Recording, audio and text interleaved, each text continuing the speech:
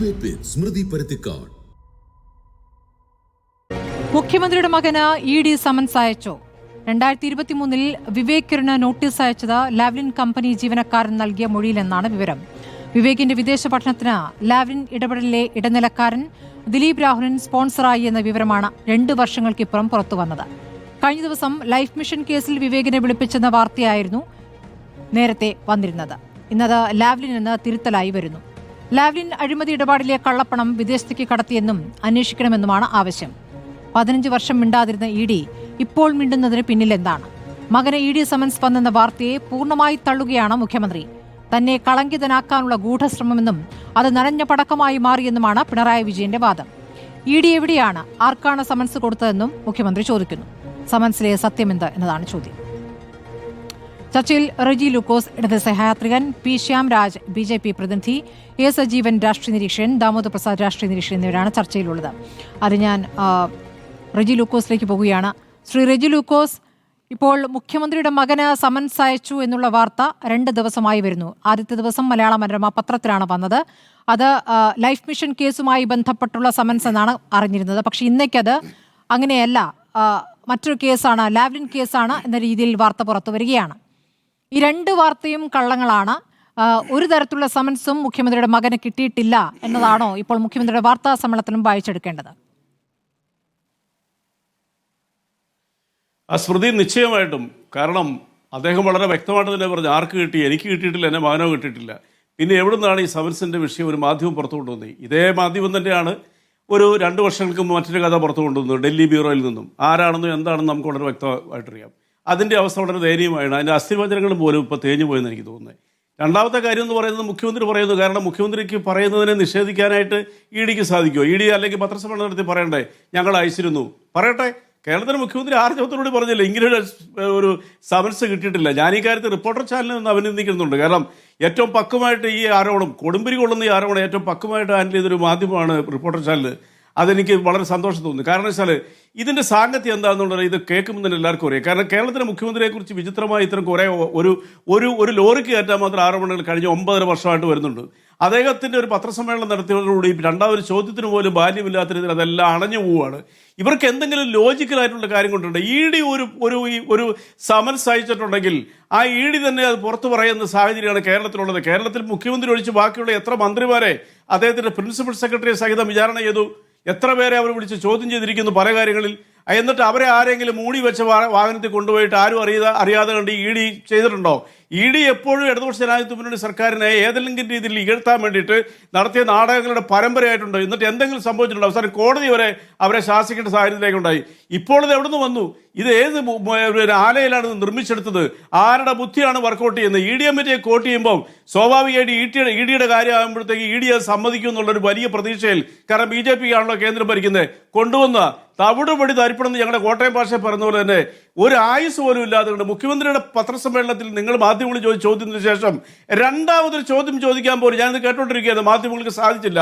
അദ്ദേഹത്തിന് ദീർഘമായ വരണം. ഇനി അദ്ദേഹം ഇനി കള്ളം പറഞ്ഞാണെന്നുണ്ടെങ്കിൽ അത് EDയുടെ ഉദ്യോഗസ്ഥന്മാരിപ്പോൾ കേട്ടോണ്ടിരിക്കുകയല്ലേ. ബഹുമാനപ്പെട്ട മുഖ്യമന്ത്രി പറഞ്ഞ നുണയാണ്, ഞങ്ങൾ അയച്ചിട്ടുണ്ട്.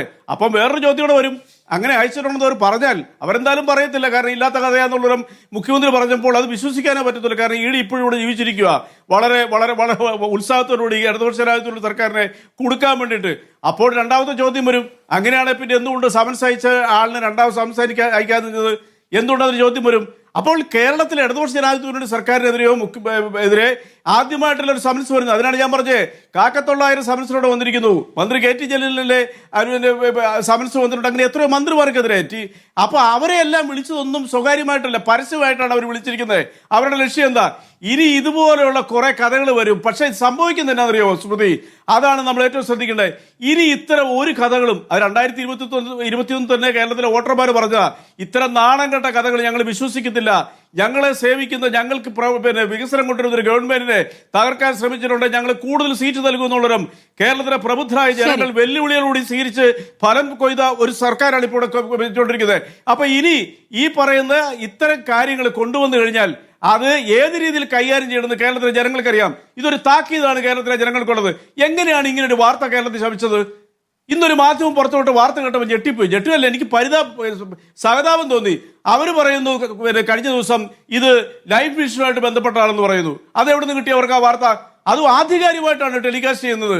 രണ്ടാമത് ഇന്ന് പറയുന്നു അത് ലാവ്ലിൻ കേസുമായിട്ട് ബന്ധപ്പെട്ട് പിണറായി വിജയന്റെ മകന് കൊടുത്ത പൈസയോ ആരാണ്ടൊക്കെ കാശ് കൊടുത്തെന്ന് പറഞ്ഞുകൊണ്ട് ഡയറക്ടർ ബോർഡിൽ പോലും ഇല്ലാത്ത ഒരാളുടെ കഥ പറയുവാണ്. ഒന്ന് ആലോചിച്ച് നോക്കിയേ, പറയുമ്പോൾ ലോജിക്കായിട്ട് ഇതെല്ലാം ആധികാരികമായിട്ടാണ് ഈ പറയുന്ന ടെലികാസ്റ്റ് നടത്തിക്കൊണ്ടിരിക്കുന്നത്.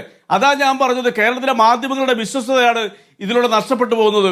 കാരണം കേരളത്തിലെ ചില മാധ്യമങ്ങൾ ഈ രീതിയിൽ ഇടതുപക്ഷ ശത്രുതയും വിരോധവും മൂത്ത് മുന്നോട്ട് പോയി കഴിഞ്ഞാൽ അവർക്ക് തന്നെയാണ് ജനങ്ങളെ അതുകൊണ്ടാണ് ഞാൻ റിപ്പോർട്ടർ ചാനലിൽ ചർച്ച തുടക്കത്തിൽ അഭിനന്ദിക്കാൻ ഒരു വാർത്തയായി ഒന്നാം പേജിൽ കൊടുക്കുകയാണെങ്കിൽ ആ രൂപത്തിൽ നിയമപരമായി നേരിടേണ്ടേ? അങ്ങനെ ഒരു ആലോചനയുണ്ടോ? അങ്ങനെ ഒരു ആലോചന മുഖ്യമന്ത്രി പറഞ്ഞില്ലല്ലോ. അങ്ങനെയാണെന്നുണ്ടെങ്കിൽ കേരളത്തിലെ എന്തെല്ലാം നിയമ നടപടികൾ ഈ സർക്കാർ കേൾക്കണം. അദ്ദേഹം പറഞ്ഞു കേട്ടില്ലേ, ഞാൻ രാഷ്ട്രീയ പ്രവർത്തനം തുടങ്ങിയ കാലം മുതലേ എൻ്റെ ഒരു തുറന്ന ചിത്രമാണ്, ഒരു ഓപ്പൺ ബുക്കാണ്.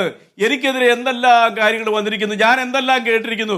അങ്ങനെ പിണറായി വിജയൻ കേസ് കൊടുക്കാനാണെന്നുണ്ടെങ്കിൽ അദ്ദേഹത്തിന് ഇന്ത്യയിലെ കോടതി മുഴുവൻ പോയി കേസ് കൊടുക്കേണ്ടി വരും. അതൊന്നും ഞങ്ങളെ സംബന്ധിച്ചോളൂ, ഇടതുപക്ഷത്തെ സംബന്ധിച്ചോളൂ, ബഹുമാനപ്പെട്ട മുഖ്യമന്ത്രിയെ സംബന്ധിച്ചോളോ കേസ് കൊടുക്കുക എന്നും പറഞ്ഞൊന്നും ഇത്തരം കാര്യങ്ങൾക്കെല്ലാം കൊണ്ട് കേസ് കൊടുക്കുക. ബാലിശമായിട്ടുള്ള ആരോപണങ്ങൾ, 24 മണിക്കൂർ പോലും ആയുസില്ലാത്ത ഇത്ര പച്ച നുണകൾ പുറത്തു വരുമ്പോഴത്തേക്ക് എങ്ങനെയാണ് അതിനെല്ലാം കൊണ്ട് കേസ് കൊടുക്കുന്നത്? കേസ് കൊടുക്കുക മാത്രം ഒരു റെമഡി അല്ല. ഇതിലെ കേട്ട് ഇതിലെ വിടുക എന്നുള്ള അതിന് അത് മാത്രം. സജീവൻ, ലാവ്ലിൻ കേസ് ഉണ്ടോ എന്ന് ചോദിച്ചാൽ ലാവ്ലിൻ കേസുണ്ട്. ഈ ലൈഫ് മിഷൻ കേസ് ഉണ്ടോ എന്ന് ചോദിച്ചാൽ ലൈഫ് മിഷൻ കേസുണ്ട്. പക്ഷേ മകനെ ബന്ധപ്പെടുത്തി ഒരു ആരോപണം വരുന്നു. ആദ്യം ലൈഫ് മിഷൻ കേസുമായി ബന്ധപ്പെട്ടുള്ള വാർത്തയാണ് വിശദമായി തന്നെ വന്നത്. പക്ഷേ ഇപ്പോൾ 2 ദിവസങ്ങൾക്കിപ്പുറം ED-യിൽ നിന്ന് തന്നെ അടുത്ത വാർത്തയായി വരികയാണ് അത് ലൈഫ് മിഷൻ കേസല്ല, ലാവ്ലിൻ കേസാണ് എന്ന്. മുഖ്യമന്ത്രിയുടെ മകന് ക്ലിഫ് ഹൗസിലേക്ക് തന്നെയാണ് ഈ സമൻസ് അയച്ചത്. അപ്പോൾ മകൻ സ്ഥലത്തില്ലാതിരുന്നുകൊണ്ട് അത് കൈപ്പറ്റിയില്ല എന്നാണ് വാർത്ത. മകൻ അപ്പോൾ UK-യിൽ പഠിക്കുകയാണ്. UK-യിൽ പിണറായി വിജയന്റെ മകന്റെ പഠനത്തിന് വേണ്ടിയിട്ടുള്ള സഹായമാണ് ഈ പറയുന്ന ലാവ്ലിനുമായി ബന്ധപ്പെട്ട ആൾ കൊടുത്തിരിക്കുന്നത് എന്നുള്ളതാണല്ലോ ഇപ്പോൾ വാർത്ത. ഇതിൽ എന്താണ് വിശ്വസനീയം? ഇതിനോടുള്ള മുഖ്യമന്ത്രിയുടെ പ്രതികരണം അതിനെ അങ്ങ് എങ്ങനെ കാണുന്നു എന്നുള്ളത് കൂടി അറിയണം. കാരണം പതിവിൽ നിന്ന് വിരുദ്ധമായി വിശദമായ സമയമെടുത്തുകൊണ്ടാണ് അദ്ദേഹം ഇത് വിശദീകരിക്കുന്നത്. മക്കൾ തനിക്ക് പിന്നാലെ രാഷ്ട്രീയത്തിൽ തുടർന്നില്ല എന്ന്, രാഷ്ട്രീയത്തിൽ മക്കൾ എത്തുന്നത് ഒരു മ്ലേച്ഛമായ സംഭവമൊന്നുമല്ലല്ലോ. മക്കൾക്ക് രാഷ്ട്രീയത്തിൽ തുടരാൻ, ആ രാഷ്ട്രീയം പിന്തുടരുന്നുണ്ടെങ്കിൽ, ആ രാഷ്ട്രീയ ബോധ്യമുണ്ടെങ്കിൽ ഒരുപക്ഷെ രാഷ്ട്രീയത്തിൽ തുടരാം. അതല്ല, മറ്റു ജോലിയാണ് താല്പര്യമെങ്കിൽ മക്കൾക്ക് മറ്റു ജോലിയിലേക്ക് പോകാം. അപ്പോൾ 2 മക്കളും മറ്റ് ജോലികളിലേക്കാണ് പോയത് എന്നതിൽ അദ്ദേഹം അഭിമാനം കൊള്ളുകയാണ്. രാഷ്ട്രീയത്തിൽ നിൽക്കുന്നില്ല എന്നതിൽ അദ്ദേഹം അഭിമാനം കൊള്ളുന്നു. ബാക്കി പല രാഷ്ട്രീയ പ്രവർത്തകരുടെയും മക്കളെ പോലെ തന്നെ മക്കൾ പറയിപ്പിച്ചിട്ടില്ല എന്ന് പറയുന്നതിൽ ചില ധ്വനിയും ചില മുനകളുമൊക്കെ വേറെ ചിലർക്ക് വേണമെങ്കിൽ കൊള്ളാം. അങ്ങനെയാണ് ഈ വാർത്താ സമ്മേളനത്തെ കാണുന്നത്. അല്ല, മുഖ്യമന്ത്രി ഈ വാർത്താ സമ്മേളനം നടത്തിയിട്ടുള്ള അദ്ദേഹം വാർത്താ സമ്മേളനത്തിൻ്റെ 3/4 പങ്കും പറഞ്ഞ കാര്യം ജനങ്ങളെ ബോധ്യപ്പെടുത്താനോ മാധ്യമങ്ങളോട് പറയാനോ വേണ്ടിയല്ല എന്ന് നമുക്കറിയാം. അദ്ദേഹം ചില ചോദ്യങ്ങൾ സ്വാഭാവികമായിട്ടും പ്രതീക്ഷിച്ചുകൊണ്ട് അതിന് മറുപടി കൊടുക്കുക എന്നുള്ളതായിരുന്നു അദ്ദേഹത്തിൻ്റെ ലക്ഷ്യം. അത് നമുക്കെല്ലാവർക്കും അറിയാവുന്ന പോലെ നമ്മളെല്ലാവരും കാത്തു നിന്നിരുന്നതും മുഖ്യമന്ത്രി എന്തെല്ലാം വികസന പ്രവർത്തനങ്ങളെക്കുറിച്ച് പറയും എന്നറിയാനല്ല. ഈ കാര്യത്തിൽ മകനെതിരെ ഉയർന്നു വന്നിട്ടുള്ള ഈ ആരോപണത്തിൽ മുഖ്യമന്ത്രിക്ക് എന്താണ് പറയാനുള്ളത്? അദ്ദേഹം സ്വാഭാവികമായിട്ട് നമുക്ക് സാധാരണഗതിയിൽ ഉള്ളതിനേക്കാൾ വ്യത്യാസമായിട്ട് അദ്ദേഹം ഒരു തവണ പോലും രൂക്ഷമായ രൂപത്തിൽ പ്രതികരിച്ചില്ല. പലപ്പോഴും മുഖ്യമന്ത്രി വളരെ സംയമനത്തോടു കൂടി പ്രതികരിക്കാൻ തുടങ്ങിക്കഴിഞ്ഞാലും ചില ഘട്ടങ്ങളിലൊക്കെ അദ്ദേഹം നിയന്ത്രണം വിട്ടു പോകാറുണ്ട്. ഇതിൽ അവസാന ഘട്ടം വരെയും മുഖ്യമന്ത്രി വളരെ ചിരിച്ചുകൊണ്ട് പെട്ടെന്നൊന്നും പത്രസമ്മേളനം നിർത്താതെ അദ്ദേഹം നിർത്തുകയാണെന്ന് പറഞ്ഞിട്ട് വീണ്ടും ഉത്തരം പറയുന്നത്. അപ്പം അദ്ദേഹത്തിന് ചില കാര്യങ്ങൾ പറയാനുണ്ട്. ഞാൻ പറയുന്നത്, എൻ്റെ അഭിപ്രായം ചോദിച്ചുകൊണ്ട് പറയുന്നു, മുഖ്യമന്ത്രി പറയുന്നത് നമ്മൾ വിശ്വസിക്കേണ്ട. ഇതിവിടെ അത്യാവശ്യമായിട്ട് വേണ്ടത് ഈ പറയുന്ന രൂപത്തിൽ ഇ ഡി അന്വേഷണ ഏജൻസിയാണ്, അവർ അന്വേഷണ ഏജൻസിയുടെ കാര്യങ്ങളൊക്കെ പത്രസമ്മേളനം നടത്തി പറയാറില്ല എന്നൊക്കെ പറയും. പക്ഷേ ഇവിടെ ജനങ്ങൾക്ക് അറിയേണ്ട ചില കാര്യങ്ങളുണ്ട്. ഇത് ഒരു ഭരണകൂടവുമായിട്ടും ഒരു ഭരണത്തിൻ്റെ ചുമതലയുള്ള അതിൻ്റെ പ്രധാനപ്പെട്ട നേതാവുമായിട്ടും ബന്ധപ്പെട്ട കാര്യം ആയതുകൊണ്ട് ED ആണ് പറയേണ്ടത് സമൻസ് അയച്ചിട്ടുണ്ടെങ്കിൽ അത് ലാവ്ലിൻ്റെ വിഷയത്തിലാണോ അതല്ലെങ്കിൽ ഈ ലൈഫ് മിഷൻ്റെ വിഷയത്തിലാണോ, മകനെ ഇത് അയക്കാനുള്ള കാരണം എന്തായിരുന്നു? ഇനി അതൊക്കെ കഴിഞ്ഞിട്ട് വേറൊരു കാര്യമുണ്ട്, ക്ലിഫ് ഹൗസിലേക്ക് എന്തിനാണ് സമൻസ് അയച്ചത്? നമുക്കെല്ലാവർക്കും അറിയാവുന്നതിലും മുഖ്യമന്ത്രിയുടെ മകൻ ക്ലിഫ് ഹൗസിലല്ല താമസം. എന്നിട്ട് ക്ലിഫ് ഹൗസിലേക്ക് അയച്ചു. അതെന്തിനാണ്? അത് കഴിഞ്ഞിട്ട് അവിടെ നിന്ന് മടക്കിയിട്ടുണ്ട് എങ്കിൽ ആ മടക്കിയതിന് ശേഷം എന്തുകൊണ്ടാണ് തുടർ സമൻസ് അയക്കാതിരുന്നത്? അങ്ങനെ സംഭവിക്കും. ഒരു സമൻസ് അയക്കുമ്പോൾ അഡ്രസ്സ് തെറ്റിപ്പോകാം, അല്ലെങ്കിൽ അഡ്രസ്സിൽ ആളില്ലാന്ന് ബോധ്യപ്പെട്ട് കഴിഞ്ഞാൽ വേറെ എവിടെയാണോ ഉള്ളത് അവിടേക്ക് സമൻസ് അയക്കാം. അവിടേക്ക് ED സമൻസ് അയച്ചിരുന്നു. രഹസ്യമായിട്ട് മുഖ്യമന്ത്രിയുടെ മകനെ വിളിച്ചു വരുത്തിയിട്ട് അദ്ദേഹത്തിൽ നിന്ന് ചോദ്യം ചെയ്തിരുന്നു, അല്ലെങ്കിൽ തെളിവെടുത്തിരുന്നു. ഇത്തരം കാര്യങ്ങളൊക്കെ പറയേണ്ടത് ED തന്നെയാണ്. മുഖ്യമന്ത്രി ഇപ്പോൾ പറഞ്ഞതിൽ 2 പ്രധാനപ്പെട്ട കാര്യങ്ങൾക്ക് തീർച്ചയായിട്ടും EDയുടെ മറുപടി ഉണ്ടാവേണ്ടതുണ്ട്. ഒന്ന്, അദ്ദേഹം പറയുന്നത് ക്ലിഫ് ഹൗസിലേക്ക് ഇങ്ങനെ ഒരു സമൻസ് വന്നിട്ടില്ല. സമൻസ് വന്നാൽ സാധാരണ രീതിയിൽ മുഖ്യമന്ത്രി ആയിരിക്കുമല്ലോ ഈ മകന് വേണ്ടിയിട്ട് അവൻ ഉണ്ടോ ഇല്ലയോ എന്ന് പറയേണ്ട ആൾ, പിതാവ് എന്ന നിലയിൽ, അല്ല അദ്ദേഹത്തിൻ്റെ ഭാര്യയായിരിക്കും. അവിടെ ഇങ്ങനെ ഒരു സമൻസ് വന്നിട്ടേ ഇല്ല. ഉണ്ടെങ്കിൽ ED പറയട്ടെ എന്ന് പറയുന്നു. അതാണ് അദ്ദേഹം പറയാൻ പ്രധാനമായിട്ടും ഉദ്ദേശിച്ച കാര്യം. രണ്ടാമത്തെ കാര്യം, എൻ്റെ മക്കൾ കളങ്കരഹിതരാണെന്നൊക്കെ അദ്ദേഹം പറയുന്നത് സ്വാഭാവികമായിട്ടും ഒരു പിതാവിൻ്റെ അഭിപ്രായ പ്രകടനം എന്നുണ്ടെങ്കിൽ മാറ്റിവെക്കും. പക്ഷേ ഇത് സാങ്കേതിക കാര്യമാണ്. ക്ലിഫ് ഹൗസിലേക്ക് EDയുടെ സമൻസ് വന്നിട്ടുണ്ടോ, അത് മടക്കിയിട്ടുണ്ടോ? അദ്ദേഹം പറയുന്നു ഇല്ല എന്ന്. അങ്ങനെയാണെങ്കിൽ ബോധ്യപ്പെടുത്തേണ്ടത്, അത് വ്യക്തമാക്കേണ്ടത് EDയാണ്. അതൊരു പ്രധാനപ്പെട്ട കാര്യം. പിന്നെ രണ്ടാമത്തത്, ഈ സമൻസിന് ശേഷം തുടർ സമൻസ് എന്തുകൊണ്ട് അയച്ചില്ല എന്നുള്ള മറുപടി ചോദ്യം കൂടി ഉണ്ടാവണം. അങ്ങനെ തുടർ സമൻസ് അയക്കുന്നതിൽ ഞങ്ങൾക്ക് സാങ്കേതിക പ്രശ്നങ്ങൾ ചിലതുണ്ട്, അല്ലെങ്കിൽ എന്തെങ്കിലും കാരണം ED വിശദീകരിച്ചാൽ ഈ പറയുന്ന രൂപത്തിൽ പ്രതിപക്ഷം പറയുന്ന പോലെ എന്തെങ്കിലും തരത്തിലുള്ള ഒത്തുകളി BJPയും CPM തമ്മിൽ, അല്ലെങ്കിൽ മുഖ്യമന്ത്രിയും BJPയും തമ്മിലോ, അല്ലെങ്കിൽ മോദിയുടെ സർക്കാർ തമ്മിൽ ഉണ്ടായിട്ടുണ്ടോ എന്നുള്ളത് നമുക്ക് പറയാൻ പറ്റും. പ്രതിപക്ഷത്തിന് സ്വാഭാവികമായിട്ടും ഈ ആരോപണങ്ങൾ ഉന്നയിക്കാം. പക്ഷേ ഇപ്പോഴത്തെ മുഖ്യമന്ത്രിയുടെ ഈ പത്രസമ്മേളനത്തിൻ്റെ ഘട്ടം വരെയും നമുക്ക് മുഖ്യമന്ത്രി മൗനം പാലിക്കുന്നു, ED മൗനം പാലിക്കുന്നു പറയാം. ഇപ്പം മുഖ്യമന്ത്രി അല്ലെങ്കിൽ മുഖ്യമന്ത്രി ചില കാര്യങ്ങൾ പറഞ്ഞിരിക്കുന്നു. അത് അദ്ദേഹം പറഞ്ഞല്ലോ, ഒന്ന്, സമൻസ് വന്നിട്ടില്ല. രണ്ടാമത്തേത്, അങ്ങനെ ഉണ്ടെങ്കിൽ ED എന്തുകൊണ്ട് കാര്യങ്ങൾ പറയുന്നില്ല? ഈ 2 കാര്യങ്ങളും സ്വാഭാവികമായിട്ട് ഇനി മൗനം ഭഞ്ജിക്കേണ്ടത് ഈ EDയാണ്. അവരുടെ ഭാഗത്തുണ്ടാകുന്ന പ്രതികരണങ്ങളാണ് നമ്മൾ പ്രതീക്ഷിക്കേണ്ടത്. അതല്ലെങ്കിൽ കഥകളിങ്ങനെ വരും എന്നല്ലാതെ ഈ ആരോപണങ്ങളെക്കുറിച്ച് തെറ്റാണെന്ന് പോലും പറയുന്നില്ല. ഇപ്പം റെജി ലൂക്കോസ് പറഞ്ഞ പോലെ പൂർണ്ണമായും തെറ്റാണെന്ന് പറയുന്നത് എൻ്റെ അടുത്ത് തന്നെ തെളിവ് വേണം, ശരിയാണെന്ന് പറയാനും തെളിവ് വേണം. അതില്ലാത്തത് കൊണ്ട് ഞാൻ അത് പറയുന്നില്ല. പക്ഷേ ഇവിടെ ഞാൻ കാത്തിരിക്കുന്നത് ഇന്ന് മുഖ്യമന്ത്രിയുടെ പത്രസമ്മേളനം നമ്മൾ വളരെ കൗതുകത്തോട് കൂടിയിട്ട് 6 മണിക്ക് അദ്ദേഹം പത്രസമ്മേളനം നടത്തുമെന്ന് പറയുമ്പോൾ നമ്മൾ വളരെ ശ്രദ്ധയോട് കൂടി കേട്ടിരുന്ന അദ്ദേഹത്തിൻ്റെ വാക്കുകളിൽ സ്വയം പറയുമോ എന്നുള്ളായിരുന്നു. അത് സ്വയം പറഞ്ഞില്ല. അത് അതിൻ്റെ ആവശ്യമില്ല. പക്ഷേ മുഖ്യമന്ത്രിയുടെ ലക്ഷ്യം ഈ ഉത്തരം പറയലാണെന്നുള്ള കാര്യം നമുക്ക് എല്ലാവർക്കും അറിയാമായിരുന്നു. ചോദ്യം സ്വാഭാവികമായിട്ടും വന്നു. അദ്ദേഹം അതിന് ഉത്തരം കൃത്യമായിട്ട് പറഞ്ഞിട്ടുണ്ട്. അത് ശരിയാണോ തെറ്റാണോ കൃത്യമായിട്ട് പറഞ്ഞു എന്നതിനർത്ഥം ശരിയാണോ എന്നുള്ളതല്ല, ശരിയാണോ തെറ്റാണോ എന്നുള്ളത് വെളിപ്പെടുത്തേണ്ടത് ഇനി EDയാണ്. ശരി, ശ്യാംരാജ്, ഇപ്പോൾ കൃത്യമായ ഇടവേളകളിൽ ഈ ലാവ്ലിൻ കേസായാലും ലൈഫ് മിഷൻ കേസായാലും കൃത്യമായ ഇടവേളകളിൽ അതിങ്ങനെ ഉന്നയിക്കപ്പെടുന്നു. 2021 ഇതിനു മുമ്പ്, അതായത് തെരഞ്ഞെടുപ്പിന് തൊട്ട് മുൻപ്, അപ്പോൾ ഇപ്പോഴും തെരഞ്ഞെടുപ്പ് അടുത്തപ്പോഴാണല്ലോ ഇങ്ങനെ ഒരു ആരോപണം വരുന്നത് എന്നൊരു ചോദ്യത്തിനുത്തരമായി മുഖ്യമന്ത്രി പറയുന്നുണ്ട്. യഥാർത്ഥത്തിൽ എന്താണ് ഈ EDയുടെ സമൻസുമായി ബന്ധപ്പെട്ട് BJPക്ക് പറയാനുള്ളത്? ലാവ്ലിൻ കേസ് 40 തവണയെങ്കിലും സുപ്രീം കോടതിയിൽ എടുത്ത് മാറ്റിവെക്കുന്നു. അങ്ങനെ ഒരു കേസ് വേറെ ഉണ്ടോ എന്ന് ചോദിച്ചാൽ നമുക്ക് സംശയമാണ്, വേറെ ഉണ്ടോ എന്ന് സംശയമാണ്. 40 തവണയാണ് മാറ്റിവെച്ചിരിക്കുന്നത്. അപ്പോൾ അങ്ങനെ ഒരു കാര്യം അവിടെ നടക്കുന്നു. BJPയുമായി ഒത്തുകളിക്കുന്നു എന്നുള്ള ആരോപണം ഇവിടെ പ്രതിപക്ഷം ഉന്നയിക്കുകയും ചെയ്യുന്നു. EDയുടെ ഈ വാർത്തയ്ക്ക് പിന്നിൽ ആരാണ് യഥാർത്ഥത്തിൽ, ശ്യാംരാജ്? സ്മൃതി, ഈ EDയുടെ സമൻസ് കിട്ടിയിട്ടുണ്ടോ, അയച്ചിട്ടുണ്ടോ എന്ന് പറയേണ്ടത് EDയും ലഭിച്ചിട്ടുണ്ടോ എന്ന് പറയേണ്ടത് മുഖ്യമന്ത്രിയുടെ മകനുമാണ്. EDA എന്ന് പറഞ്ഞിട്ടുണ്ടെങ്കിൽ ഈ രാജ്യത്ത് സ്വതന്ത്രമായിട്ട് പ്രവർത്തിക്കുന്ന ഒരു അന്വേഷണ ഏജൻസിയാണ്. നമ്മുടെ രാജ്യത്തെ മണി ലോണ്ടറിങ്, സാമ്പത്തികപരമായിട്ടുള്ള കുറ്റകൃത്യങ്ങളെ കുറിച്ചിട്ടും ഒക്കെ അന്വേഷിക്കുന്ന ഒരു അന്വേഷണ ഏജൻസിയാണ് ED. അതിനപ്പുറത്തേക്ക് ഞങ്ങൾക്കും കേരളത്തിലെ മാധ്യമങ്ങൾ പറയുന്നതിനപ്പുറത്തേക്കുള്ള വിവരങ്ങളൊന്നും ഞങ്ങൾക്ക് ലഭ്യമല്ല. ഇപ്പൊ ഇന്നലെ വന്നിട്ടുള്ള വിവരങ്ങൾ അനുസരിച്ചിട്ട് ആദ്യം പറയുന്ന ലൈഫ് മിഷനുമായിട്ട് ബന്ധപ്പെട്ടുള്ള അന്വേഷണത്തിലാണ് ED സമൻസ് അയച്ചത് എന്ന് പറയുന്നു. ഇന്നിതാ പറയുന്നു അതല്ല, SNC ലാവ്ലിൻ കേസുമായിട്ട് ബന്ധപ്പെട്ടുള്ള വിഷയത്തിലാണെന്ന് പറയുന്നു.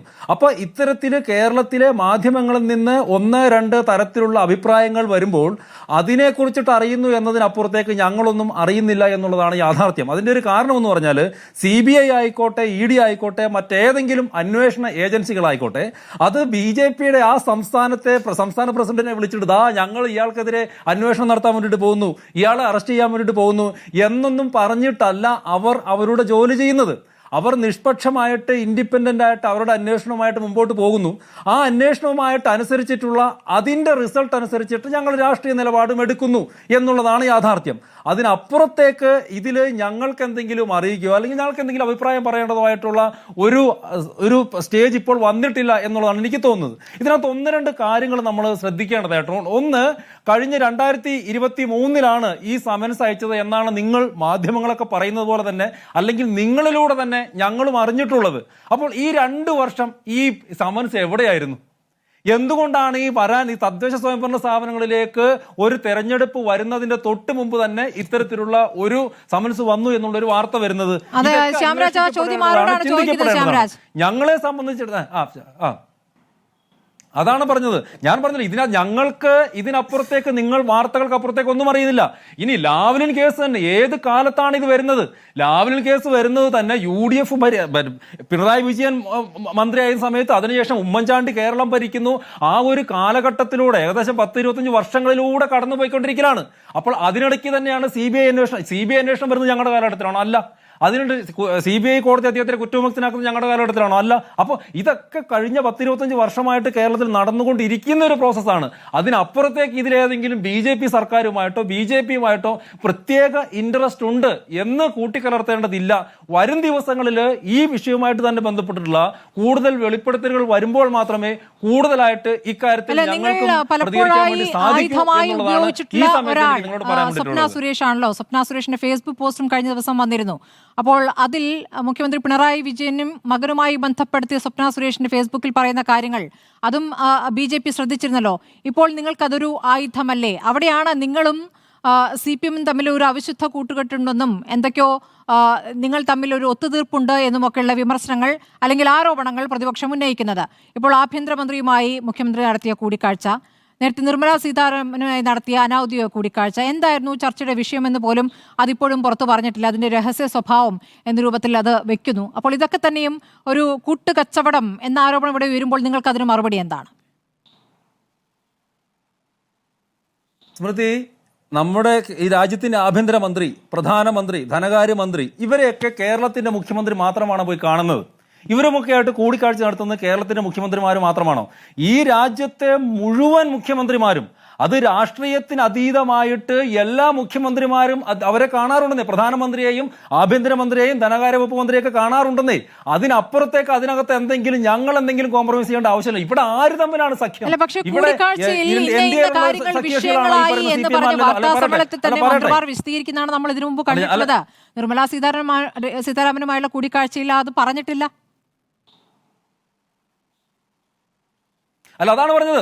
എല്ലാ വിഷയങ്ങൾക്കും ഇപ്പോൾ കേരളത്തിന്റെ മുഖ്യമന്ത്രി ഒന്ന് കാണുന്നു, തമിഴ്നാടിന്റെ മുഖ്യമന്ത്രി ഒന്ന് കാണുന്നു, ആന്ധ്രയുടെയും തെലങ്കാനയുടെയും മധ്യപ്രദേശിന്റെ മുഖ്യമന്ത്രി ഒന്ന് കാണുന്നു. അതിനെല്ലാം ശ്രീമതി നിർമ്മലാ സീതാരാമൻ വന്നിട്ട് എന്നെ ഇവര് വന്ന് കണ്ടു എന്ന് പറഞ്ഞിട്ട് പത്രസമ്മേളനമൊന്നും ഞങ്ങൾ നടത്താറില്ലെന്നേ, ഞങ്ങളുടെ മന്ത്രിമാർ നടത്താറില്ലെന്നേ. അതിൽ സാധ്യവുമല്ല. അതാ പറഞ്ഞു, ഓരോ ദിവസവും ഓരോ മന്ത്രിമാർ വന്ന് കണ്ടുകൊണ്ടേയിരിക്കും. ഇവിടെ ഒക്കെ ചങ്ങായിമാർ ആരാണ്? ഈ പ്രതിപക്ഷത്തിന്റെ ആരോപണത്തിൽ എന്തെങ്കിലും ധാർമ്മികതയുണ്ടോ എന്നെ സ്മൃതി? ഇവിടെ ആരാണ് ഇന്ത്യ മുന്നണിയിൽ ഒരുമിച്ച് സഖ്യകക്ഷികളായിട്ട് നിൽക്കുന്നത്? ആരാണ്?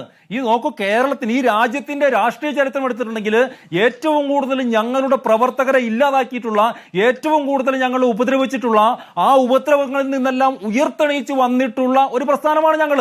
അതുകൊണ്ട് തന്നെ BJPയും CPMുമായിട്ട് ഏതെങ്കിലും തരത്തിലുള്ള ഒരു കോംപ്രമൈസും ഒരു കാലഘട്ടത്തിലും സാധ്യമേ അല്ല. മറുവശത്ത് 29 കേരളം ഒഴികെയുള്ള ബാക്കി 28 സംസ്ഥാനങ്ങളിലും ഈ CPMും കോൺഗ്രസും ഒരുമിച്ചല്ലേ? ഇനി CPM-ന്റെ ദേശീയ പാർട്ടി എന്നുള്ള പദവി പോലും പോവാത്തതിന് കാരണം ഈ കോൺഗ്രസ് പാർട്ടി അവരെ പിന്തുണയ്ക്കുന്നുണ്ടല്ലോ. ഇല്ല, കഴിഞ്ഞില്ല, ഒറ്റയ്ക്ക് പോകാനോട് പറയട്ടെ. രാജസ്ഥാനിൽ നിന്നുള്ള ഇവരുടെ CPM-ന്റെ MP ഉണ്ട്, അമ്ര റാം എന്ന് പറയുന്നത്, സിക്കാർ ലോക്സഭാ മണ്ഡലത്തിലെ MP ഉണ്ട്. അദ്ദേഹം കഴിഞ്ഞ ലോക്സഭാ മണ്ഡലത്തിൽ ഒരു 32 ലോക്സഭാ ഇലക്ഷന് ഒരു 32,000 വോട്ട് മാത്രം കിട്ടിയ CPM ഇത്തവണ അവിടെ നിന്ന് MP ആയിട്ട് അമ്ര റാമിനെ ജയിപ്പിച്ചത് പോലും ഈ കോൺഗ്രസിന്റെ പരിപൂർണമായിട്ടുള്ള പിന്തുണ കൊണ്ടാണെന്ന്. അതിലൊരു രഹസ്യബാന്ധവത്തിന്റെ പ്രശ്നമില്ലല്ലോ. ഇന്ത്യ മുന്നണി എന്നൊരു രഹസ്യ മുന്നണി അല്ലല്ലോ ശ്യാംരാജ്. ഇവിടെ കേരളത്തിൽ അങ്ങനെ ഒരു മുന്നണിയാകാൻ പറ്റില്ല എന്നുള്ള കാര്യം ഉറപ്പായ കാര്യമാണ്. ഇവിടെ നിങ്ങൾ ചിത്രത്തിൽ ഇല്ലായിരുന്നു, ഇപ്പോൾ നിങ്ങൾ ചിത്രത്തിലേക്ക് വരാൻ ശ്രമിക്കുന്നു. അല്ല, അത്രയേ ഉള്ളൂ എന്നല്ല, ഇവിടെ അങ്ങനെയല്ലല്ലോ. അല്ല, അവിടെയാണ് ലാസ്റ്റ് വൻ. അങ്ങനെയെങ്കിൽ കേരളത്തിൽ കിടന്ന് ഇത്രയധികം ബഹളം വയ്ക്കുന്ന KC വേണുഗോപാലിന് ഡൽഹിയിൽ ഇരുന്നൊരു പത്രസമ്മേളനം വിളിക്കാനുള്ള ധൈര്യമുണ്ടോ? വിളിക്കട്ടെ, ഇവര് പറയട്ടെ. പറ്റൂലാന്ന്. കേരളത്തിൽ വെറുതെ കിടന്നിട്ട് BJPയും CPM എന്ന് പറയുന്നതിനപ്പുറത്തേക്ക് ബാന്ധവമുള്ളത് ഒക്കെ ചങ്ങായിമാരായിട്ടുള്ളത് അന്നും ഇന്നും എന്നും കോൺഗ്രസും CPM തന്നെയാണെന്ന്. ഞങ്ങൾ നിലനിർത്തുന്നത് കമ്മ്യൂണിസ്റ്റ് പാർട്ടിയെ ഈ രാജ്യത്ത് നിലനിർത്തുന്നത് ഏത് എന്താ സംശയം? ഞാൻ ഡൽഹിയിലെ നിങ്ങളുടെ റിപ്പോർട്ടർ, ഡൽഹിയിലെ നിങ്ങളുടെ മറ്റേ ക്യാമറമാൻ എന്റെ മുമ്പിൽ ഇരിപ്പുണ്ട്. ഞാനിപ്പോ ഡൽഹി സ്റ്റുഡിയോയിലാണ് ഉള്ളത്, ഞാൻ കണ്ടില്ല. ഈ വിഷയത്തിൽ വന്നില്ലല്ലോ. ഈ വിഷയത്തിൽ പറയാൻ പറ്റുമെന്ന് ചോദിച്ചാൽ, അതായത് ഈ ഇവരുടെ ഇന്ത്യ മുന്നണിക്കകത്തുള്ള CPM-നെതിരെ ഇത്തരത്തിലുള്ള ഒരു ആരോപണം കേരളത്തിന് പുറത്തുന്നയിക്കാൻ വേണ്ടിയിട്ട് കോൺഗ്രസ് പാർട്ടിക്ക് AICCയുടെ സംഘടനാ ജനറൽ സെക്രട്ടറി ആയിട്ടുള്ള KC വേണുഗോപാലിന് ധൈര്യമുണ്ടോ എന്നുള്ളതാണ് എന്റെ ചോദ്യം. അതവര് പറയട്ടെ, രാജ്യത്വം പറയട്ടെ, പറയാൻ വേണ്ടിട്ട് പറ്റൂല.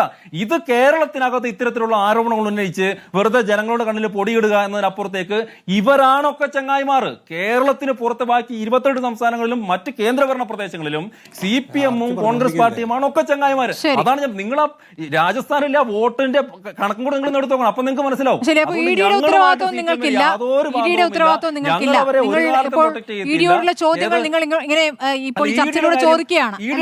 അതിന്റെ പ്രശ്നം എന്താ പറയാ, അതിന്റെ പ്രശ്നം എന്താ സുനിധി, അതിന്റെ പ്രശ്നം എന്താ? ഇപ്പൊ കേരളത്തിൽ നോക്കൂ, ഇപ്പൊ ഞാൻ പറഞ്ഞു കേട്ടിട്ടുണ്ട്, പണ്ട് കാലത്ത് കേരളത്തിൽ ഒരു SI ഒരു സ്ഥലത്ത് വരുമ്പോഴത്തേക്ക് പലപ്പോഴും CPM-ന്റെ ശക്തി കേന്ദ്രങ്ങളിലാണ് അവിടുത്തെ ലോക്കൽ സെക്രട്ടറിയോട് സംസാരിച്ചിട്ട് വരുമായിരുന്നു എന്നൊക്കെ പറഞ്ഞു കേട്ടിട്ടുണ്ട്. അതേപോലെ ഒരു കൾച്ചറാണ് ഈ രാജ്യത്ത് എല്ലായിടത്തും എന്ന് ഉള്ള തെറ്റിദ്ധാരണയിൽ നിന്നാവാം ഒരുപക്ഷെ നിങ്ങൾ ഈ ചോദ്യം ചോദിച്ചിട്ടുള്ളത്.